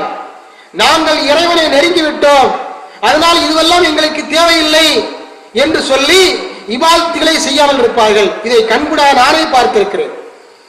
நான் மதரசாவில் படித்துக் கொண்டிருந்த காலத்தில் எனக்கு படித்துக் கொடுத்த ஆசிரியர் ஒரு ஷைഖனுடைய முரீதாக இருந்தார். அந்த ஷைഖ் அந்த கல்லூரிக்கு வருவார். கல்லூரிக்கு வந்தால் அவர் ஜமாத்தாக தொழுகைக்கு வரமாட்டார். அவர் தங்கி இருக்கக்கூடிய அறைக்கும் அந்த பள்ளிவாசலுக்கும் ஒரு 10 அடி தூரம் தான் இருக்கும். அப்படி இருந்தும் கூட அந்த ஷைഖ் எங்க வரமாட்டாரு? அந்த பள்ளிவாசலுக்கு வரமாட்டார், தொழுகையில் கலந்து கொள்ள மாட்டார். இதை நான் கண்கூடாகவே பார்த்திருக்கிறேன். ஆனால் அப்போது எனக்கு இந்த உண்மை தெரியாமல் இருந்தது. எதற்காக இவர் ஜமாத்தில் வந்து கலந்து கொள்ளவில்லை? ஜமாத்து தொழுகையை நபி ஸல்லல்லாஹு அலைஹி வஸல்லம் அவர்கள் வலியுறுத்தி இருக்கிறார்கள், கட்டாய கடமையை ஆக்கி இருக்கிறார்கள். அப்படி இருந்தும் கூட இவர் ஏன் ஜமாத்து தொழுகையில் வரவில்லை என்ற கேள்வி எழுந்தது. ஆனால் அதற்கு விடை கிடைக்கவில்லை. அப்போது நான் சின்ன பிராயத்தில் படித்துக் கொண்டிருந்த மாணவனாக இருந்த காரணத்தினாலே அதற்குரிய விடைகள் நமக்கு கிடைக்காமல் இருந்தது. ஆனால் அல்லாஹ்வுடைய கிருபையால் இப்போது அதற்குரிய விடைகள் நமக்கு கிடைத்து விட்டது. காரணம் என்னவென்று சொன்னால் அவர்கள் வழிகட்ட கூட்டத்தினர்கள், ஷரியத்தை எதிர்ப்பவர்கள். ஆனால் இஸ்லாம் என்ன சொல்கிறது என்று சொன்னால் ஷரியத்தை தவிர வேறொன்றும் இல்லை என்று சொல்கிறார். அவர்கள் ஷரியத்துக்கு அடுத்து 3 நிலைகள் வைத்திருக்கிறார்கள்: தரீக்கத்து, ஹக்கீக்கத்து, அதே போல கடைசியாக மாரிஃபத் என்று வைத்திருக்கிறார்கள். ஆனால் இஸ்லாத்தை பொறுத்தவரையில் ஒரே ஒரு நிலைப்பாடுதான். ஒரு முஸ்லிம் சொர்க்கத்திற்கு செல்ல வேண்டும் என்று சொன்னால் அவன் ஷரியத் சட்டப்படி வாழ வேண்டும். ஹக்கீக்கத்தும் கிடையாது, தரீக்கத்தும் கிடையாது, மாரிஃபத்தும் கிடையாது, ஒரு மண்ணும் கிடையாது. ஷரியத் சட்டப்படி வாழ்ந்தால்தான், இஸ்லாமிய வழிபாடுகள் என்று எவற்றையெல்லாம் குர்ஆனும் சுன்னாவும் பட்டியல் போட்டு காண்பிக்கிறதோ இவற்றையெல்லாம் முறையாக செய்தால்தான் அவர் சொர்க்கத்திற்கு செல்ல முடியும் என்பது இஸ்லாத்துடைய கட்டளையாக இருந்து கொண்டிருக்கிறது. ஆக இவர்கள் எப்படி இங்கே வழிகட்டை பூத்துக்கிறார் என்பதை பாருங்கள். இதன் காரணத்தினாலேதான் இங்கேதான் வழிகட ஆரம்பிக்கிறது. அப்போ இவர்கள் என்ன செய்கிறார்கள் என்று சொன்னால், முதல்ல தொழச் சொல்கிறார்கள், இபாதத்தை செய்ய சொல்கிறார்கள். ஆனால் அந்த இபாதத்துடைய முக்கியத்துவத்தை பற்றியும் அவர்களுக்கு சொல்லிக் கொடுத்து விடுகிறார்கள். இதெல்லாம் எதுவரையில் தான் ஹக்கீக்கத் என்கின்ற நிலையை அடைகின்ற வரையில் தான் இது எல்லாம் செய்ய வேண்டும். ஹக்கீக்கத் என்ற நிலையை அடைந்து விட்டால் இவற்றையெல்லாம் செய்ய தேவையில்லை என்று அவர்களுக்கு பயிற்சி கொடுத்து விடுகிறார்கள். அதற்கு அடுத்ததாக தரீக்கத் என்ற நிலை. தரீக்கத் என்று சொன்னால் என்னவென்று சொன்னால், அதாவது ஒவ்வொரு தரீக்காவினருக்கும் ஒரு ஷேக் இருக்கிறார். அந்த ஷேகிடத்தில் பயிற்சி எடுக்க வேண்டும். அந்த பயிற்சிக்கு பிறகுதான், அந்த பயிற்சிக்கு பெயர் தான் தரீக்கத் என்பது. ஒவ்வொரு தரீக்காவினருக்கும் ஒரு ஷேக் இருக்கிறார். அது ஷாதிலியா தரீக்காவாக இருந்தாலும் சரி, அல்லது ரிஃபாயி தரீக்காவாக இருந்தாலும் சரி, அல்லது காதிரியா தரீக்காவாக இருந்தாலும் சரி, எல்லா தரீக்காக்களுக்கும் ஒரு ஷேக் இருக்கிறார். அந்த ஷேகிடத்தில் ஒவ்வொருவரும் முரீதாக வேண்டும். அவரிடத்தில் பைஅத்து செய்ய வேண்டும். அவர் சொல்வதை கேட்க வேண்டும். மறு பேச்சு பேசக்கூடாது. அவர்தான் எல்லாம் என்று நினைக்க வேண்டும். நம்முடைய அங்க அசைவுகள் எல்லாவற்றையும் நம்முடைய கண்ணுக்கு முன்னாலே மாத்திரமல்ல, நம்முடைய கண்ணுக்கு அப்பாலும் அறியக்கூடிய ஆற்றலை பெற்றிருக்கிறார் என்று நம்ப வேண்டும். எல்லா விதமான சர்வ அதிகாரம் அவருக்கு இருக்கிறது. நம்மை அவர் நினைத்தால் எது வேண்டுமானாலும் செய்யலாம். நம் மீது ஆதிக்கம் செலுத்தக்கூடிய, அதிகாரம் செலுத்தக்கூடிய முழுமையான உரிமை அவருக்கு இருக்கிறது என்று நம்ப வேண்டும். சுருக்கமாக சொல்ல போனால், அல்லாஹ்வுக்கு இருக்கக்கூடிய எல்லா விதமான ஆற்றல்களும் அதிகாரங்களும் அந்த ஷேகுக்கு இருக்கிறது என்று நம்பி அந்த ஷேகுடைய வழியிலேயே சென்று அந்த ஷேகிடத்தில் பயிற்சி பெறுவதற்குரிய அந்த நிலைக்கு பெயர் தான் தரீக்கத் என்று சொல்லப்படுவது. இந்த தரீக்கத்தினை அடைவதற்கு என்ன செய்ய வேண்டுமா? யஹ்யா உலூமுத்தீன் என்ற அந்த நூலில் அந்த நூலுடைய ஆசிரியர் குறிப்பிடுகிறார், தரீக்கத்தினை அடைவதற்கு ஹல்வத் தனித்திருத்தல், ஜூல் பசித்திருத்தல், சஹர் விழித்திருத்தல், சுந்து மௌனமாயிருத்தல் போன்றன அவசியமாகும் என்று குறிப்பிடுகிறார். 4 விஷயங்கள் தேவை என்று சொல்கிறார். தரீக்கத் என்கின்ற ஷரியத் என்கின்ற நிலையிலிருந்து தரீக்கத் என்கின்ற அடுத்த நிலைக்கு ஒருவன் வர வேண்டும் என்று சொன்னால் அவன் 4 விதத்தில் அந்த நிலையை அடைவதற்கு முயற்சி மேற்கொள்ள வேண்டும். பசித்திருக்க வேண்டும், தனித்திருக்க வேண்டும், விழித்திருக்க வேண்டும், மௌனமாக இருக்க வேண்டும். இவற்றை எல்லாம் செய்ய வேண்டும். இன்னும் சொல்வதை பாருங்கள், அந்த சூஃபிகள் எழுதி வைத்திருக்கக்கூடிய நூலில் என்ன சொல்லியிருக்கிறார் என்பதை பாருங்கள். இவர் கூறும் அனைத்தையும் சீடர் எவ்வித மறுப்போ வெறுப்போ இன்றி மேற்கொள்ள வேண்டும் என்பது சூஃபித்துவத்தினுடைய பொதுவான விதி. சுருங்க கூறினால், அவர்கள் கூறுவது போல் ஒரு முரீது, அதாவது சீடர் தனது ஷேகின் முன்னால் மையத்தை குளிப்பாட்டுபவன் முன் வைக்கப்பட்ட சடலத்தை போல் நடந்து கொள்ள வேண்டும். நன்றாக கவனிங்க. சூஃபிகள் எழுதி வைத்திருக்கக்கூடிய நூல்களில் உள்ள தகவலுடைய மொழிபெயர்ப்பை தான் இப்போது சொல்லிக் கொண்டிருக்கிறேன். ஒரு ஷேகுக்கு முன்னால அவரிடத்தில் பயிற்சி எடுத்துக் கொண்டிருக்கக்கூடிய முரீது சீடர் எப்படி நடந்து கொள்ள வேண்டும் என்று சொன்னால், குளிப்பாட்டி கொண்டிருக்கக்கூடியவருக்கு முன்னால் மையத்தை எப்படி கிடக்கிறதோ அப்படி இருக்க வேண்டும் என்று சொல்கிறார்கள். குளிப்பாட்டி கொண்டிருக்கக்கூடியவர் மையத்தை என்ன வேண்டுமானாலும் செய்வார். அங்க திருப்புவார், இங்க திருப்புவார், அப்படி புரட்டுவார், இப்படி புரட்டுவாரு, என்ன தண்ணியை ஊற்றி குளிப்பாட்டுவாரு, கையை கழுவார், அதை செய்வார், இதை செய்வார். ஆனா அதுக்கெல்லாம் அந்த மையத்து முழுமையாக ஒத்துழைக்கும். மையத்தை ஏதாவது மறுத்து பேசுமா? ஏன் என்ன அங்கே போட்டு திருப்புற, அசைக்கிற, ஏன் மையத்தை போட்டு நசுக்கிற அப்படின்னு மையத்து பேசுமா? மையத்து பேசாது. குளிப்பாட்டக்கூடியவனுக்கு முன்னால் மையத்து எவ்வாறு மௌனமாக இருக்கிறதோ அதை போல ஷேகுக்கு முன்னால் முரீது பேச்சு மூச்சு காட்டக்கூடாது, பேசாம இருக்கணும். அவனுக்கு எந்தவித விருப்பு வெறுப்போ சுய சிந்தனையோ இருக்கக்கூடாது. யாருக்கு? இந்த முரீதுக்கு. மொத்தத்தில் முரீது என்பது ஒரு சடலத்தை போல இருக்கணும். ஷேகுக்கு முன்னால ஒரு செத்து போற சடலத்தை போல இருக்கணும். அவரின் முன் நின்றால் இவனுக்கு பேச்சே வரக்கூடாது. இதெல்லாம் அவங்க புத்தகத்தை எழுதி வச்சிருக்கிறார். அவரது அனுமதியின்றி இவன் தன் மனைவி உட்பட எவரிடமும் தொடர்பு கொள்வதோ, குர்ஆன் ஓதல், திக்ரு, அறிவை தேடல் போன்ற எவற்றிலுமோ ஈடுபடக்கூடாது. இது எந்த புத்தகத்தில் எழுதப்பட்டிருக்கிறது என்று சொன்னால், அல் அன்வார் அல் குதுசியா என்று சொல்லப்படக்கூடிய புத்தகத்தினுடைய முதலாவது பாகத்தில் 187வது பக்கத்தில் எழுதப்பட்டிருக்கிறது இந்த செய்தி. இது அவருடைய நூல்தான். அபு யசீத் அல் புஸ்தாமி எனும் சூஃபி கூறுவதை பாருங்கள். ஒரு ஷேகானவர் தனது முரீதை ஒரு வேலையின் நிமித்தம் வெளியே அனுப்பினால் அவன் போகும் வழியிலேயே தொழுகைக்காக பாங்கு சொல்லப்பட்டால் இந்த முரீதானவன் இப்போது உடனடியாக தொழுதுவிட்டு அதன்பின் அந்த வேலையை முடிக்கலாம் தானே என்று எண்ணிவிட்டால் கூட அவன் ஆழமறியாத ஒரு பாதாள கிணற்றில் விழுந்தவனை போலாவான் என்கின்றார். இதுவும் அவருடைய சூஃபிஸ் நூல்கள் தான் எழுதி வைக்கப்பட்டிருக்கிறது. எப்படி? அதாவது இந்த ஷேக் முரீத ஒரு வேலைக்கு அனுப்புறார். அந்த நேரத்தில் பாங்கு சொல்லப்படுது, தொழுகை நேரம் வந்துடுது. இவன் என்ன நினைக்கிறான், நம்ம தொழுது முடிச்சுட்டு போலாமே என்று நினைத்து அந்த வேலையை செய்வதை தாமதப்படுத்தினால் அவன் பாலம் கிணற்றில் விழுந்தவனை போலவாம் என்று அந்த புத்தகம் சொல்கிறது. மேலும் ரிஃபாய் இருக்கிறார், நான் சொன்னா இல்லையா, ரிஃபாய் தரீக்காவுடைய நிறுவனர் அஹ்மது கபீர் ரிஃபாய் அவர் சொல்வதை பாருங்கள். ஒரு முரீதுக்கு இருக்க வேண்டிய பண்புகளில் ஒன்றுதான் தனது ஷேக் எப்போதும் நேரிலும் மறைவிலும் தன்னை பார்த்து கொண்டிருப்பதாக உணர வேண்டும். இது கொஞ்சம் கொச்சையா வரும், யாரும் தப்பா நினைச்சுக்கிறாங்க. ஒரு முரீதுக்கு இருக்க வேண்டிய பண்புகளில் ஒன்றுதான் தனது ஷேக் எப்போதும் நேரிலும் மறைவிலும் தன்னை பார்த்து கொண்டிருப்பதாக உணர வேண்டும். அவருக்கும் அவரது குடும்பத்தினருக்கும் ஊழியம் செய்வதில் தன்னை முழுமையாக ஈடுபடுத்த வேண்டும். எந்த வேலையை செய்யும் போதும் அவரது நினைவு மனதில் வர வேண்டும். அவர் செய்யும் எந்த விதமான மோசமான காரியங்களையும் கண்டதை கண்டிக்க கூடாது. நல்ல கவனிங்க, பாயிண்ட் அவுட் பண்ணுங்க. அதாவது ஷேக் செய்யக்கூடிய எந்த தவறான காரியத்தையும் யாரு கண்டுகொள்ளக்கூடாது, இந்த முரீது கண்டுகொள்ளக்கூடாது. இவருடைய பார்வையில் இது தவறா தெரியுது, ஆனால் என்ன செய்யக்கூடாது, அதை கண்டுகொள்ளக்கூடாது. இப்ப நித்யானந்த சாமி சொன்னாரா இல்லையா, என்னடா இப்படி செய்யற அப்படின்னு கேட்டதுக்கு நான் ஆன்மீக பயிற்சியில் ஈடுபட்டிருக்கிறேன் அப்படின்னு சொன்னாரா இல்லையா, அந்த மாதிரி அவருடைய சீடர்கள் என்ன செய்யணும், நினைக்க வேண்டுமா, அதை கண்டுகொள்ளக்கூடாதா, அந்த மாதிரி என்ன செய்யறாங்க சொல்லி தர்றாங்க பாருங்க.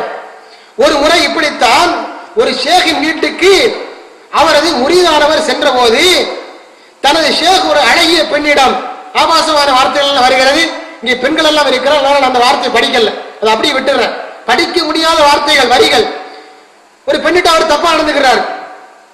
அப்ப இதை கண்டதும் அதிர்ச்சித்து அவர் அந்த முரீது அந்த ஷேகின் கைகளையும் கால்களையும் முத்தமிட வேண்டும். ஷேகினுடைய கையும் காலையும் என்ன செய்யணும், முத்தமிட வேண்டும். அவரின் முன் இருக்கும் போது தலை தாழ்த்தி வாய் மூடி இருக்க வேண்டும்.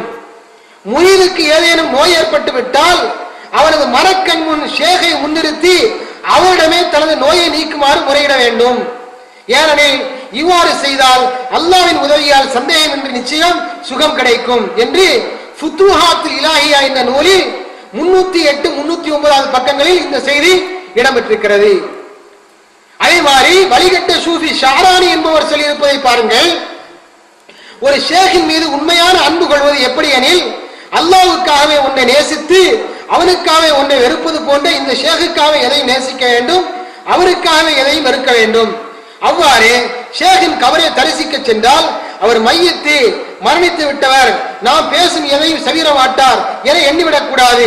எனினும் அவர் திரையுலகில் உயிருடன் இருப்பதாகவே நம்ப வேண்டும். அப்போதுதான் அவரது பரக்கத்து அருளை பெற முடியும். ஏனெனில் முரீதானவர் ஷேகின் கபரை ஜியாரத்து செய்து அல்லாஹ்வை திக்ரு செய்தால் அந்த ஷேகும் கபரில் எழுந்து உட்கார்ந்து கொண்டு இவருடன் திக்ரு செய்கிறார். பாருங்க அநியாயத்தை.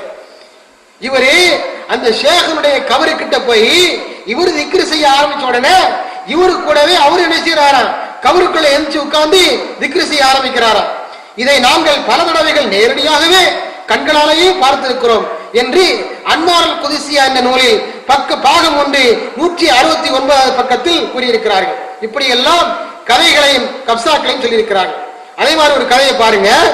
ஒரு தடவை ஷக்குல் பல்கி அபூ துராப் ஆகிய இரு சூஃபிகளும் அபு யஸீத் அல் புஸ்தாமி எனும் சூஃபியிடம் வந்தனர். இருவருக்கு உணவு பரிமாறப்பட்டது. அங்கு ஒரு வாலிபன் அவர்களுக்கு பணிவிடைக்காக இருந்தான். அவ்விருவரும் வாலிபரே எம்முடன் வந்து சாப்பிடு என்று கூற அதற்கு அவன் நான் நோன்பு என்றான். இந்த 2 சூஃபிகளும் அங்க நின்று கொண்டிருந்த வாலிபரை எங்களோட வந்து சாப்பிடுன்னு கூப்பிடுறாங்க. அந்த வாலிபன் என்ன சொல்றான்னா நான் நோன்பு அப்படின்னு சொல்றான். அதற்கு அவர்கள் பரவாயில்லை, ஒரு மாத நோன்பின் நன்மையை தருகின்றோம், வா. நன்மைக்கு கூலியை இவங்க தர்றாங்களாம், நன்மைக்கு கூலிய அந்த நோம்புக்கு கூலியை இவங்க தர்றாங்களாம். ஒரு மாத நோன்பினுடைய கூலியை நாங்கள் தருகிறோம், வா என கூற அதற்கும் அவன் மறுத்து விட்டான். சரி, ஒரு வருட கால நோன்பின் நன்மையை தருகின்றோம் வா என்று கூறினார். அவன் அதற்கு மறுத்துவிடவே ஆத்திரமடைந்த அவர்களில் ஒருவர் அல்லாஹ்வின் பார்வையை விட்டு விழுந்து விட்ட அவனை அவன் பாட்டுக்கு விட்டுவிடுங்கள் என கோபத்துடன் கூறினார். இதன் காரணத்தால் அந்த வாலிபர் திருட்டு குற்றம் ஒன்றில் பிடிபட்டு அவன் கை துண்டிக்கப்பட்டது என்று ரிசாலா குரைஷியா குஷேரியா என்ற நூலில் 151வது பக்கத்தில் எழுதி வைத்திருக்கிறார்கள். ஒரு சீடன் அடுத்ததா பாருங்க.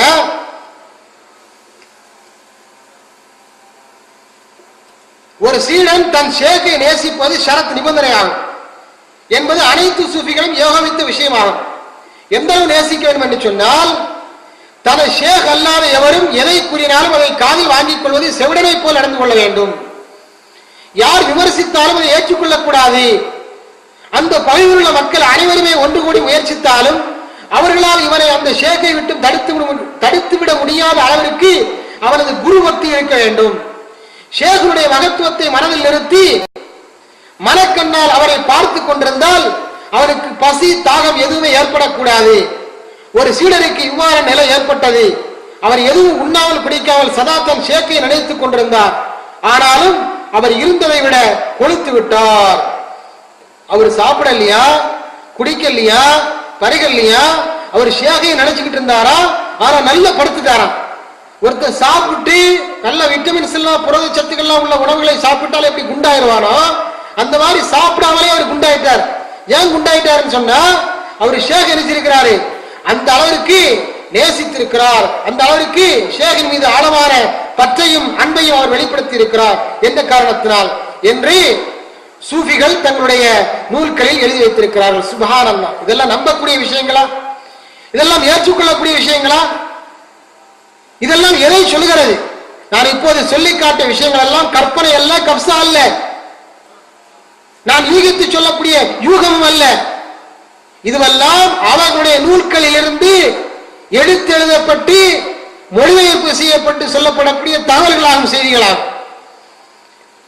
சுருக்கமாக சொல்ல போனால் ஒரு ஷைகை இறைவனாக பார்க்க வேண்டும் என்று சொல்கிறார்கள். அப்பொழுதுதான் அந்த ஷேகிடத்தில் பயிற்சி பெற முடியும். அந்த ஷேக் என்னவெல்லாம் சொல்கிறாரோ அதையெல்லாம் கேட்க வேண்டும். அதற்கு பிறகுதான் அடுத்த நிலை வருகிறது. அந்த நிலைக்கு பிறகு ஹக்கீகத். இப்படி எல்லாம் அந்த ஷேக் சொல்வதையெல்லாம் கேட்டு அவர் சொல்லக்கூடியதற்கெல்லாம் ஆமா என்று தலையாட்டி எல்லாவற்றுக்கும் ஆமா என்று சொல்லி அவருக்கு முன்னால் கைகட்டி வாய்ப்பொத்தி கூறி குறுகி ஒரு மையத்தை போல, ஒரு செவிடனை போல, ஒரு குருடனை போல, மொத்தத்தில் சொல்ல போனால் எதுக்குமே உதவாத ஒரு சடலத்தை போல அவன் ஆகிவிட வேண்டும். அதற்கு பிறகுதான் அடுத்த நிலை வருகிறது. ஹக்கீகத், யதார்த்தத்தை அறிதல். யதார்த்தத்தை அறிகின்ற நிலை அதற்கு பிறகுதான் வருகிறது. யதார்த்தத்தை அறிவது என்று சொன்னால் என்ன? ஹக்கீகத்தை அறிதல். இதுதான் சூஃபிசத்தினுடைய உச்சகட்ட நிலை. இதற்கு பெயர் அதைவிட உச்சகட்ட நிலை அடைகின்றார். அதுக்கு பெயர் தான் மாரிஃபத். இந்த ஹக்கீகத்தை எவர் பெற்று விடுகிறாரோ அவர் மாரிஃபத்தை பெற்று விடுகிறார். அதனால் ஹக்கீகத்து சூஃபிகளிடத்தில் முக்கியமான ஒரு இடத்தை பெறுகிறது. இமாம் கஸ்ஸாலி சொல்கிறார் பாருங்கள், நான் ஏற்கனவே குறிப்பிட்டேன், இஹ்யா உலூமுத்தீனுடைய ஆசிரியர் அபு ஹாமித் அல் கஸ்ஸாலி சொல்கிறார், அல்லாஹ்வை அறிந்து கொண்ட ஒரு ஞானி அனைத்து பொருட்களிலும் அல்லாஹ்வை காண்பார். ஏனெனில் அனைத்து வஸ்துக்களுமே அவனிலிருந்தே அவனை நோக்கியே அவன் மூலமாகவே அவனுக்காகவே உருவாகியிருக்கின்றன. தீர்க்கமான முடியும்படி எல்லாம் அவனே. எப்படி சொல்றாரு பாருங்க, அதாவது எல்லாம் அவனே. யாரு? இதான் ஹக்கீகத். ஹக்கீகத்னா என்னதுங்க? ஒண்ணுமில்ல, எல்லாம் அவனே. எல்லாம் அவனேன்னா என்னது? இந்த மைக்கு அவனே, இந்த டேபிள் இருக்குல்ல, இந்த டேபிள் இது அவனே, அந்த பைக் அவனே, இந்த கேமரா அவனே, இந்த பேனா அவனே, இந்த கிளாஸ் அவனே, இந்த நாய் அவனே, பன்றி அவனே, மிருகம் அவனே, எல்லாம் மர மட்டைகள் எல்லாம் அவனே. அவன் என்ன? யாரு? அல்லாஹ் தான் காப்பாற்ற வேண்டும். இப்படி சொல்வதிலிருந்து, இதை கற்பனை செய்வதிலிருந்து கூட அல்லாஹ் தான் நம்மை காப்பாற்ற வேண்டும். எல்லாம் அவன் தான், அல்லாஹ் தான், எல்லாம் அல்லாஹ். எங்கே கொண்டு விடுகிறார்கள் பாருங்கள். இதுதான் இந்துத்துவ கொள்கை. இந்துத்துவ கொள்கை என்ன சொல்கிறது? இறைவன் தூரிலும் இருக்கிறான், தூர்மையிலும் இருக்கிறான். இதற்கு பெயர் தான் வஹ்தத்துல் வஜூத், எல்லாம் ஒன்றே. எல்லாம் ஒன்று. எல்லாம் ஒன்று என்று சொன்னால் என்ன அர்த்தம்? படைப்புகளும் படைத்தவனும் ஒன்று. இருவரும் ஐக்கியமாகி விடுகிறார்கள். அதற்கு பெயரால் உச்சகட்ட நிலை. ஒருவன் ஷரியத் நிலையில் நின்று தரீக்கத் நிலைக்கு வந்து ஹக்கீக்கத்தை அறியும் போது அவன் இறைவனோடு ஃபனாவாகி விடுகின்றான். ஃபனா என்று சொன்னால் இறைவனோடு ஐக்கியமாகி விடுகின்றான். இப்போது நீ அல்ல, நான் அல்ல, அவன் அல்ல, நீ அவன் தான் நீ. ஏதாவது புரியுதாங்க? இதான் சூஃபிசம். சூஃபிசம் இப்படித்தான் சொல்கிறது. நான் அல்ல, நீ அல்ல என்று சொன்னால் என்ன அர்த்தம்? நானும் நீயும் இறைவன் என்று சொல்ல வருகிறார்கள். இந்த கூற்றை இப்படி பேசி, இப்படி பைத்தியக்காரத்தனமாக உளறி, இப்படி புத்தி பேதலித்து போய் அனல் ஹக் நானே இறைவன் என்று சொல்ல ஆரம்பித்த காரணத்தினாலே மன்சூரை ஹல்லாஜ் என்று சொல்லப்படக்கூடிய ஒருவர் இருந்தார். அவர் இஸ்லாமிய ஆட்சி அதிகாரம் நடைபெற்றுக் கொண்டிருந்த காலகட்டத்தில் தூக்கிலிடப்பட்டார். அவருக்கு மரண தண்டனை விதிக்கப்பட்டது. ஏனென்று சொன்னால் அவர் ஷரியத் நிலையிலிருந்து மாறி தரீக்கத் நிலைக்கு வந்து பிறகு ஹக்கீக்கத் நிலையை அடைந்து அனில் ஹக் நானே இறைவன் என்று சொல்ல ஆரம்பித்தார். ஏனென்றால் படைப்புகளும் படைத்தவனும் எல்லாம் ஒன்றுதான் என்று சொல்லக்கூடிய அந்த ரகசியத்திற்கு பெயர்தான் ஹக்கீக்கத். இந்த ரகசியத்தை சூஃபிகள் எல்லோருக்கும் சொல்லித் தர மாட்டார்கள். தங்களிடத்தில் நன்கு பயிற்சி எடுத்த முரீதுகள் இருக்கிறார்களே, அந்த முரீதுகளுக்குத்தான் தங்களிடத்தில் பையத்து பெற்ற, தங்களிடத்தில் சத்திய பிரமாணம் செய்து கொண்ட முரீதுகள் இருக்கிறார்களே, அந்த முரீதுகளிடத்தில் தான் இந்த உண்மையை சொல்வார்கள். இந்த உண்மையை அவன் ஏத்துடுவாரா ஏத்துட மாட்டாரா? அவன் தான் மையத்தாயாச்ச. அவரை முதல்ல மையத்தாக்கியாச்சு. மையத்தை ஆக்குவதற்கு பின்னால இவர் தான் எல்லாம் என்று ஆகிவிட்டதற்கு பிறகு அவர் என்ன சொன்னா எல்லாத்துக்கும் ஆமான் தான் சொல்லுவான். மாற்று கருத்து எதுவும் சொல்லுவாரா? மாத்தி பேசுவாரா? பேச மாட்டான். ஒண்ணுமே பேச மாட்டான். இங்கதான் இஸ்லாத்திற்கும் சூஃபிசத்திற்கும் பயங்கரமான மோதல் ஏற்படுகிறது. மலைக்கும் மடுவுக்குள்ள வித்தியாசம் ஏற்படுகிறது. பயங்கரமான மோதல். இஸ்லாம் என்ன சொல்கிறது? படைப்பு தான், படைத்தவன் தான்.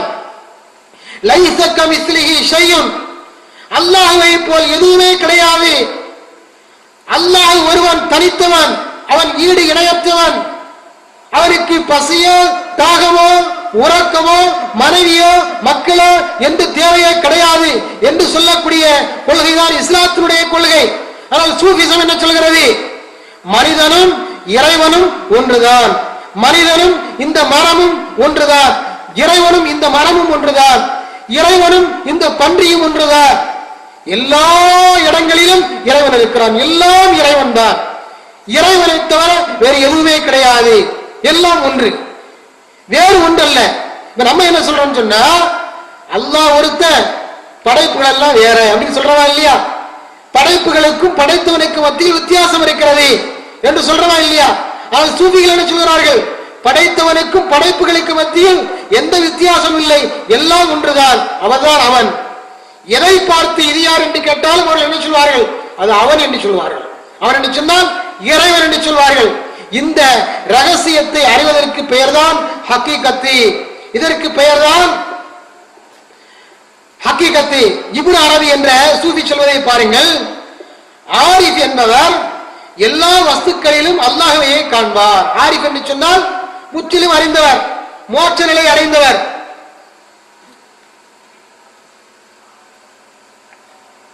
ஆரிஃப் என்ன சொல்வார்னா, எல்லா வஸ்துக்களிலும் அல்லாஹ்வையே காண்பார். ஒவ்வொரு பொருளுமே அவருக்கு அல்லாஹ்வாகத்தான் தென்படும். முழுமை பெற்ற ஒரு ஆரிஃபுக்கு, ஞானிக்கு பிற மத மக்கள் வணக்கம். நல்ல கவனிங்க சகோதரர்களே. எப்படி சூஃபிசம் என்றால் என்ன, சூஃபிசம் எப்படி இஸ்லாத்திற்கு மோதுகிறது, இஸ்லாத்தோடு மோதுகிறது என்று நீங்கள் புரிந்து கொள்ள வேண்டும். அதற்காக சொல்கிறேன். சூஃபிகளில் முக்கியமான ஒருவராக கருதப்படக்கூடிய இப்னு அரபி என்பவர் சொல்வதைத்தான் நான் இப்போது உங்களுக்கு வாசித்து காண்பிக்கிறேன். அவர் சொல்லுகிறார், முழுமை பெற்ற ஒரு ஆரிஃப், ஆரிஃப் என்று சொன்னால் ஞானி, மாரிஃபத்தை அறிந்தவர், மாரிஃபத்தை நிலையை அடைந்து விட்டவர். இந்த ஞானிக்கு பிற மத மக்கள் வணக்கம் செலுத்தும் ஏனைய சிலைகள், விக்கிரகங்கள் அனைத்துமே அல்லாஹ்வின் வெளிப்பாடாகவே தெரியும். அதாவது கற்சிலைகள், கற்சிலைகள், மாற்று மதத்தவர்கள் வழிபடக்கூடிய கற்சிலைகள், அது கிறிஸ்தவர்களாக இருந்தாலும் சரி, இந்துக்களாக இருந்தாலும் சரி, எல்லோரும் வழிபடக்கூடிய கற்சிலைகள் இருக்கிறது. அவைகளெல்லாம் கூட அல்லாஹ்தான் என்று சொல்கிறார் இப்னு அரபி சொல்கிறார். வெளிப்பட இதனாலேயே அவர்கள் பிற மதத்தவர்களால் வணங்கப்படும் அனைத்து மதத்து சிலைகளையும் இலாஹ், அல்லாஹ் என்று அழைத்தார்கள். யாரு? சூஃபிகள். எல்லாவற்றையும் அல்லாஹ் என்றுதான் அழைத்தார்களாம். அந்த ஒவ்வொரு சிலைக்கும் கற்சிலை, போர்ச்சிலை, வெங்கல சிலை, தனிப்பட்ட பெயர்கள் இருப்பினும் கடவுள் அல்லாஹ் எனும் பொது பெயர் கூறிய அவர்கள் அவற்றை அழைத்தார்கள் என்று அவர்களுடைய புத்தகத்தில் எழுதி வைத்திருக்கிறார்கள். எவ்வளவு பெரிய அநியாயம் என்பதை சகோதரர்கள் நீங்கள் பாருங்கள். இதற்கு பேர் தான் ஹக்கீகத். சுருக்கமா சொல்ல போனா என்ன சொல்றாங்க? எல்லாம் ஒண்ணுதான். இந்த சூஃபிகளுடைய இன்னும் சில முக்கியமான கொள்கைகள் நீங்கள் புரிந்து கொள்ள வேண்டும். இப்போது நான் ஒரு கொள்கையை தான் சொல்லியிருக்கிறேன். அதாவது ஹக்கீகத்தினுடைய ஒரு கொள்கையை சொல்லியிருக்கிறேன். இந்த சூஃபிசத்தினுடைய முக்கியமான நிலைதான் ஹக்கீகத். அந்த ஹக்கீகத் என்று சொன்னால் என்ன? அது சூஃபிகளுடைய முக்கியமான தவறான வழிகட்ட கொள்கைகளே ஒரு கொள்கையா இருக்கிறது. அதாவது அத்வைத கொள்கை அல்லது அவதார கொள்கை. இறைவன் எல்லாவற்றிலும் இருக்கிறான் என்று சொல்றானா இல்லையா? அதுக்கு பேர் என்னது? அத்வைதம். எல்லாம் ஒன்றுதான், எல்லாவற்றிலும் இறைவன் நிரம்பி காணப்படுகிறான் என்று சொல்லப்படக்கூடிய கருத்துக்கு பெயர் தான் அத்வைத கொள்கை. அந்த அத்வைத கொள்கையை இஸ்லாம் ஏற்றுக்கொள்ளவில்லை. ஆனால் சூஃபிசம் அதைத்தான் சொல்கிறது. இரண்டாவதாக அவர் என்ன சொல்கிறார் என்று சொன்னால், ஹக்கீகத்து மாரிஃபத் என்பதெல்லாம் எங்கிருந்து கிடைப்பதல்ல, அது குர்ஆன் சுன்னாவிலிருந்து கிடைக்காது என்று சொல்கிறார்கள். நம்ம ஹக்கீகத்து மாரிஃபத் எல்லாம் கிடையாதுன்னு சொல்றோம். அவன் என்ன சொல்லிடுவான்? இப்ப யாராவது அவனை பார்த்து கேட்டானுவீங்க, என்னப்பா ஹக்கீகத்து மாரிஃபத் தண்டிய, இந்த ஹக்கீகத்து மாரிஃபத் எல்லாம் குர்ஆன்ல சுன்னாலையும் கிடையாது அப்படின்னு சொன்னா அவன் உடனே எப்படி மடப்பான் தெரியுமா? ஹக்கீகத்து மாரிஃபத் எல்லாம் குர்ஆன் சுன்னால இருந்து விளங்குற விஷயமா இது? இது கஷ்ஃபின் மூலமாக கிடைப்பது, இது கனவின் மூலமாக கிடைப்பது, இது ஞானோதயத்தின் மூலமாக இல்ஹாமின் மூலமாக கிடைப்பது. இது குர்ஆன் சுன்னாவிலிருந்து கிடைப்பதல்ல. எங்கே அழைத்து செல்கிறார்கள் என்று பாருங்கள். குர்ஆன் சுன்னாவிலிருந்து மக்களுடைய கவனத்தை திசை திருப்புகின்ற முயற்சி இது. அதனால் இப்படிப்பட்ட ஒரு கொள்கையை வைத்திருக்கிறார்கள். மூன்றாவது அவருடைய கொள்கை என்னவென்று சொன்னால், யார் உச்ச நிலையை அடைந்து விட்டாரோ அவர் எந்த இபாதத்தையும் செய்ய வேண்டிய அவசியம் இல்லை. மோட்ச நிலை அடைஞ்சிட்டா, நான் சொல்லலாம் இல்லையா, இஸ்லாமிய ஷரியத் சட்டம் சொல்லக்கூடிய அமல்கள் இபாதத்துகள் எல்லாமே அவருடைய பார்வையில் நெல்லை, அதாவது அரிசியை பொதிந்திருக்கிற உமியை போல, அந்த உமிக்கு சமமானது. அந்த அரிசி நம்முடைய கைக்கு கிடைக்கும் வரைதான் உமி வேண்டும். அந்த அரிசி எப்போது நம்முடைய கைக்கு வந்து விடுகிறதோ அதற்கு பிறகு உமைக்கு வேலை இல்லாமல் போய்விடுகிறது. அதை நாம் தூக்கி எறிந்து விடுகிறோம். அதே போல ஒருவன் ஹக்கீகத்து மாரிஃபத் என்ற மோட்ச நிலையை எப்போது அடைந்து விடுகின்றானோ அவனுக்கு ஷரியத் என்பது தேவையில்லாமல் போய்விடுகிறது. இபாதத்துகளை செய்ய வேண்டிய அவசியம் இல்லை என்று வாதிடுகிறார்கள். அடுத்ததாக அவருடைய முக்கியமான நச்சு கொள்கைகளில் ஒரு கொள்கைகள் என்று சொன்னால், ஒவ்வொருவரும் விலாயத்து பெற்றவர்கள், அல்லாஹ்வுடைய இறைநேச செல்வர்கள் என்று சொல்கிறார்கள். யாரு இப்படிப்பட்டவன்? அல்ல, இறைநேச செல்வரான். கற்சிலைகளும் அல்லாஹ்தான், கிறிஸ்தவர்களும் இந்துக்களும் வழிபாடு செய்யக்கூடிய கற்சிலைகளும் அல்லாஹ்தான் என்று போதிக்கக்கூடிய சூஃபிகள் எல்லாம் இறைநேச செல்வர்களான். இன்னும் சொல்ல போனால் ஸல்லல்லாஹு அலைஹி வஸல்லம் இருக்கிறார்களே, அவர்களை விட உயர்ந்த அந்தஸ்து பெற்றவர்களாம் என்றெல்லாம் வாதிடுகின்றார்கள். அதற்கு அடுத்ததாக அவர்கள் வாதிடுகின்றார்கள், இப்படிப்பட்ட இறைநேசர்களால் கராமத்தை நிகழ்த்த முடியும். அவர்கள் தண்ணீரில் நடப்பார்கள், நெருப்பில் செல்வார்கள், காற்றில் பறப்பார்கள், எப்படிப்பட்ட அற்புதங்களையும் செய்வதற்கு ஆற்றல் பெற்றவர்கள் அவர்கள்தான் சூஃபிகள் என்ற நச்சுக் கொள்கையை அவர்கள் பூத்துகிறார்கள். அடுத்ததாக அவர்கள் சொல்வதை பாருங்கள், அல் ஈமான் பிரிஜால் கைப், மறைவான மனிதர்களை எல்லாம் நம்பிக்கை கொள்வது. அதாவது இப்போது இந்த ஷாதி அபுல் ஹசன் அலி ஷாதில் இருக்கிறார், அதே போல் அப்துல் காதர் ஜீலானி இருக்கிறார், அதே மாதிரி அஹமது கபீர் ரிஃபாய் இருக்கிறார்.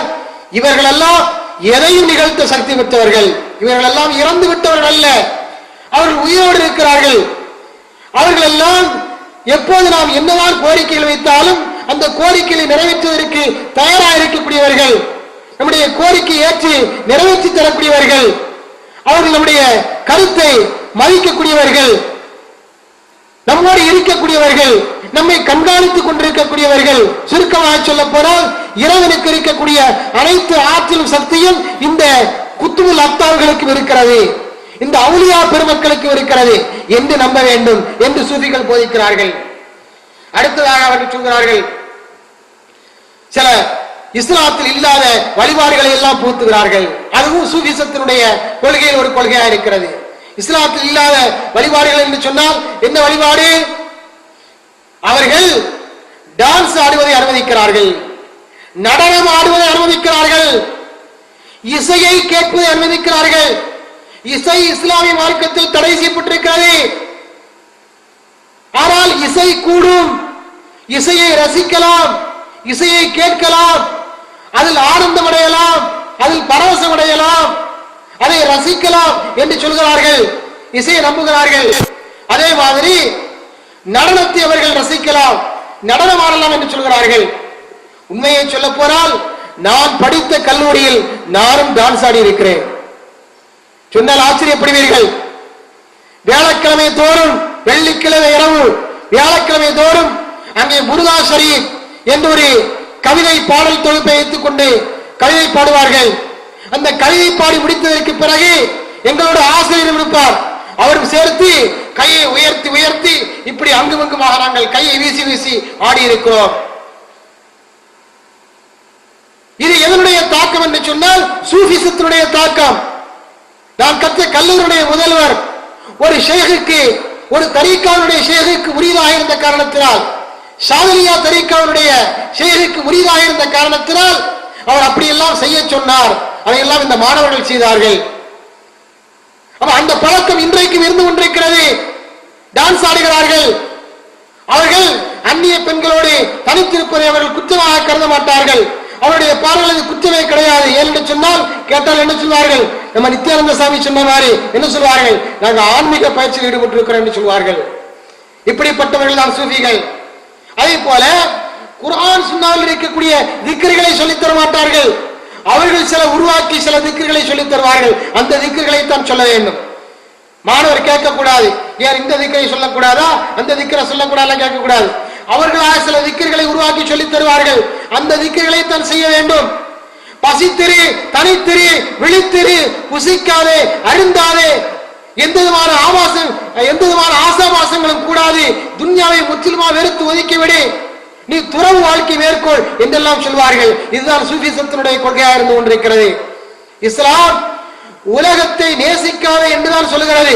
ஆனால் துறவு வாழ்க்கை மேற்கொள் என்று இஸ்லாம் சொல்லவில்லை. இல்லற வாழ்க்கை மேற்கொள் என்றுதான் இஸ்லாம் சொல்லுகிறது. ஆனால் ஹலால் ஹராமை பேணி வாழ வேண்டும் என்று இஸ்லாம் வரையறுக்கிறது. ஆனால் அவர்கள் என்ன சொல்கிறார்கள் என்று சொன்னால் துறவு வாழ்க்கை மேற்கொள் என்று சொல்கிறார்கள். இல்லற வாழ்க்கை மேற்கொள்ளாதே, ஆசாவாசங்களை முற்றிலுமாக தவிர்த்து விடு, நீ இல்லற வாழ்க்கையை மேற்கொள்ளாதே, துறவு வாழ்க்கை மேற்கொள் என்று சொல்லக்கூடிய இசம்தான் இந்த சூஃபிசம். அடுத்ததாக அவர்களுடைய இன்னொரு மோசமான கொள்கை என்று சொன்னால் நபி ஸல்லல்லாஹு அலைஹி வஸல்லம் விஷயத்தில் வரம்பு மீறி செல்கிறார்கள். எவ்வாறு மற்றவர்கள் எல்லாம் ஸல்லல்லாஹு அலைஹி வஸல்லம் விஷயத்தில் வரம்பு மீறி செல்கிறார்களோ அதே போல இவர்களும் வரம்பு மீறி செல்கிறார்கள். எப்படி வரம்பு மீறி செல்கிறார்கள் என்று சொன்னால் ஸல்லல்லாஹு அலைஹி வஸல்லம் அவர்களால் எல்லாம் முடியும், அல்லாஹ்வால் எது முடியுமோ அது ஸல்லல்லாஹு அலைஹி வஸல்லம் அவர்களால் முடியும், அல்லாஹ்விடத்தில் எதையெல்லாம் கேட்கலாமோ அதை ஸல்லல்லாஹு அலைஹி வஸல்லம் இடத்தில் கேட்கலாம் என்று சொல்கிறார்கள். இப்படிப்பட்ட வரம்பு மீறிய போக்குவரத்தில் காணப்படுகிறது. இப்படிப்பட்ட தவறான இஸ்லாத்திற்கு எதிரான கொள்கை கோட்பாடுகளை கொண்டதுதான் சூஃபிசம் என்பது. அது மாத்திரமல்ல சகோதரர்களே, இன்னொரு உண்மையை நீங்கள் புரிந்து கொள்ள வேண்டும். சூஃபிசத்திற்கும் ஷியாயிசத்திற்கும் நெருங்கிய தொடர்பு இருக்கிறது. ஷியாக்களை பொறுத்தவர்கள் முஸ்லிம்களை அல்ல, முஸ்லிம்களுடைய ஜென்ம எதிரிகள். அவர்கள் முஸ்லிம்களை அழித்துளிக்க வேண்டும் என்பதற்காகவே தங்களுடைய நேரம், உழைப்பு, பணம் எல்லாவற்றையும் செலவிட்டுக் கொண்டிருக்கக்கூடியவர்கள். அவர்கள் இன்றைக்கு ஈரான் என்கிற நாட்டில் பெரும்பாலானவர்களாக வாழ்ந்து கொண்டிருக்கிறார்கள். அங்கே சுன்னத்துல் ஜமாத் கொள்கையில் இருக்கக்கூடிய சுன்னத்துல் ஜமாத் கொள்கை என்று சொன்னால் தௌஹீத் கொள்கை, தௌஹீத் கொள்கையில் இருக்கக்கூடிய உண்மையான இஸ்லாமியர்களுக்கு கொடுமைகளையும் அவர்களுக்கு எதிராக அநியாயங்களையும் அக்கிரமங்களையும் கட்டவிழ்த்து விட்டுக் கொண்டிருக்கிறார்கள். அவர்களால் ஷியாக்கள். அலியை கடவுள் என்று சொல்லக்கூடியவர்கள் தான் ஷியாக்கள். அந்த ஷியாக்களுக்கும் இந்த சூஃபிகளுக்கும் நெருங்கிய தொடர்பு இருக்கிறது. இன்னும் சொல்ல போனால் சூஃபிகளில் ஷியாயிசத்தால் கவரப்படாதவர்களே கிடையாது என்று சொல்லக்கூடிய அளவிற்கு ஷியாயிசத்திற்கும் சூஃபிசத்திற்கும் நெருங்கிய தொடர்பு இருக்கிறது. சில விஷயங்கள் இவர்களுக்கு மத்தியில் ஒற்றுமை இருக்கிறது. எந்த விஷயம் என்று சொன்னால், இமாம்களை வழிபடுதல், ஷேகுமார்களை குரு பக்தியோடு வழிபடுதல், அவர்களுடைய பாதங்களை கழுவி விடுதல், அவருடைய கால்களையும் கைகளையும் முத்தமிடுதல், அவர்களுக்கு சிரமடிதல் போன்றவைகளை ஷியாக்கள் தங்களுடைய தலைவர்களுக்கு செய்வதை போலத்தான் சூஃபிகளும் தங்களுடைய ஷேகுமார்களுக்கு செய்கிறார்கள். இந்த விஷயத்தில் அவர்களுக்கு மத்தியில் ஒற்றுமை காணப்படுகிறது. அதே போல தங்களுடைய ஷேகுமார்களுக்கெல்லாம் மறைமுக ஞானம் இருக்கிறது என்று இந்த முரீதிகள், இந்த சூஃபிகள் நம்புகிறார்களே, இதை போலத்தான் ஷியாக்களும் நம்புகிறார்கள். ஷியாக்கள் என்ன சொல்கிறார்கள்? எங்களுடைய தலைவர்களுக்கு, எங்களுடைய ஆட்சி தலைவர்களுக்கு என்ன, அவர்களுக்கு மறைமுக ஞானம் இருக்கிறது, மறைவானவற்றை அறியக்கூடிய ஆற்றல் அவர்களுக்கு இருக்கிறது, நாளை நடப்பதை அவர்கள் சொல்வார்கள் என்றெல்லாம் சொல்லக்கூடிய நம்பக்கூடிய கொள்கையை கொண்டவர்கள் தான் ஷியாக்கள். அதே மாதிரிப்பட்ட நம்பிக்கை கொண்டிருப்பவர்கள் தான் இந்த சூஃபிகள். ஆக இவர்களுக்கு மத்தியில் சில ஒற்றுமைகள் இருப்பதை பார்க்கிறோம். இப்படிப்பட்ட தவறான சில கொள்கை கோட்பாடுகளை சூஃபிகள் கொண்டிருக்கிற காரணத்தினால், இவர்களுக்கும் ஷியாக்களுக்கும் சில ஒற்றுமைகள் இருக்கிறது என்ற காரணத்தினால், சூஃபிசம் என்பது ஒரு வழிகட்ட கொள்கை, இஸ்லாத்திற்கு எதிரானது, இஸ்லாத்தை குழி தோண்டி புதைக்கக்கூடியது என்பதில் எந்த விதமான சந்தேகங்கள் என்று நாம் தெளிவாக புரிந்து கொண்டோம். இந்த சூஃபிசத்தை அடிப்படையாக கொண்டதுதான் இந்த தரீக்காக்கள்.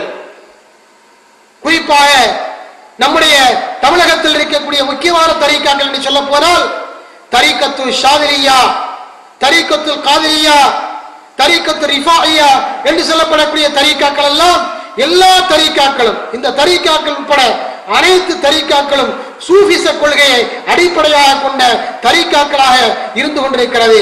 எனவேதான் இந்த தரீக்காக்கள் இஸ்லாத்திற்கு எதிரானது என்று நாம் சொல்கிறோம். இஸ்லாத்தை குழி தோண்டி புதைக்கக்கூடியவர்கள். வெளிப்படையில் இவர்களுக்கு பின்னாலே பாவர்கள் எப்படி இவர்களை நம்பி செல்கிறார்கள் என்று சொன்னால், இவர்களை வெளித்தோட்டத்தில் பார்ப்பதற்கு இபாதத்துகளை அதிகம் செய்யக்கூடியவர்களை போல காட்சியளிக்கிறார்கள். தொப்பி அணிந்திருக்கிறார்கள், தாடி வைத்திருக்கிறார்கள், ஜுப்பா அணிந்திருக்கிறார்கள். வெளித்தோற்றத்தில் இவர்கள் பார்ப்பதற்கு இஸ்லாத்தின் மீது பற்றுள்ளவர்களை போல, தூய ஆன்மீகவாதிகளைப் போல காட்சியளிக்கின்ற காரணத்தினால் இந்த வெளித்தோற்றத்தை பார்த்து மயங்கி ஏமாந்து பலரும் இவர்களுக்கு பின்னாலே செல்வதை பார்க்கிறோம். உள்ளுக்குள்ளே சென்றதற்கு பிறகுதான் இவ்வளவு விஷத்தன்மைகள் எல்லாம் அவரிடத்தில் இருக்கிறது என்பதை நம்மால் புரிந்து கொள்ள முடிகிறது. ஆகவே அன்பார்ந்த சகோதரர்களே, சகோதரிகளே, இந்த வழிகட்ட தரீக்காக்களுடைய கொள்கை என்ன என்பதை நாம் இத்தனை நேரம் அறிந்திருக்கிறோம். இதையெல்லாம் நாம் புரிந்து கொள்ள வேண்டும்.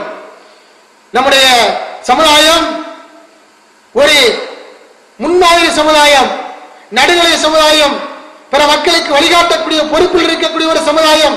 உம்மத்தன் வசத்தா என்று அல்லாஹ் சுப்ஹானஹு வ தஆலா சொல்லி காண்பிக்கிறார். நடுநிலை சமுதாயம், ஷுஹதா அலன்னாஸ், மற்றவர்களுக்கு சாட்சியாக இருக்க வேண்டியவர்கள், மற்றவர்களுக்கெல்லாம் முன்மாதிரி இருக்க வேண்டியவர்கள், மற்றவர்களுக்கு நேரடி காட்டக்கூடிய பொறுப்பு நமக்கு இருக்கிறது. அதனால் நாம் ஒருபோதும் பாதை மாறி சென்று விடக்கூடாது. நம்முடைய கொள்கையில் நாம் உறுதியோடு இருக்க வேண்டும். நாம் சத்தியத்தை தெரிந்து கொண்டு தெளிவான பாதையில் நாம் நடைபெற வேண்டும். அசத்தியத்தை கருவறுக்க வேண்டும். இது அசத்தியம், இது வழிகேடு என்பதை மக்களுக்கு விவரித்து சொல்வதில் நாம் எப்போதும் சளைத்து விடக்கூடாது. அதில் தைரியமாக இருக்க வேண்டும் என்ற உண்மையை நாம் புரிந்து கொண்டு செயல்பட வேண்டும். தரீக்காக்களை பொறுத்தவரையில் அவை இஸ்லாத்திற்கு எதிரானவை, வழிகட்ட கொள்கை அடிப்படையாக கொண்டிருப்பவை என்பதை புரிந்து கொண்டிருக்கக்கூடிய நாம் அதை மற்றவர்களுக்கும் அந்த உண்மையை எடுத்துச் சொல்ல கடமைப்பட்டிருக்கிறோம் என்று கூறி, நாம் உள்ள தெளிவு பெற வேண்டும், சிந்தனை தெளிவு பெற வேண்டும், கொள்கை தெளிவு பெற வேண்டும். அதற்குரிய தௌஃபீக்கை வல்ல அல்லாஹ் நம் அனைவருக்கும் வழங்குவாரா என்று கூறி நிறைவு செய்கின்றேன். வஆகிரு தஅவானா அல்ஹம்துலில்லாஹி ரப்பில் ஆலமீன். வஸ்ஸலாமு அலைக்கும் வரஹ்மத்துல்லாஹி வபரகாத்துஹு.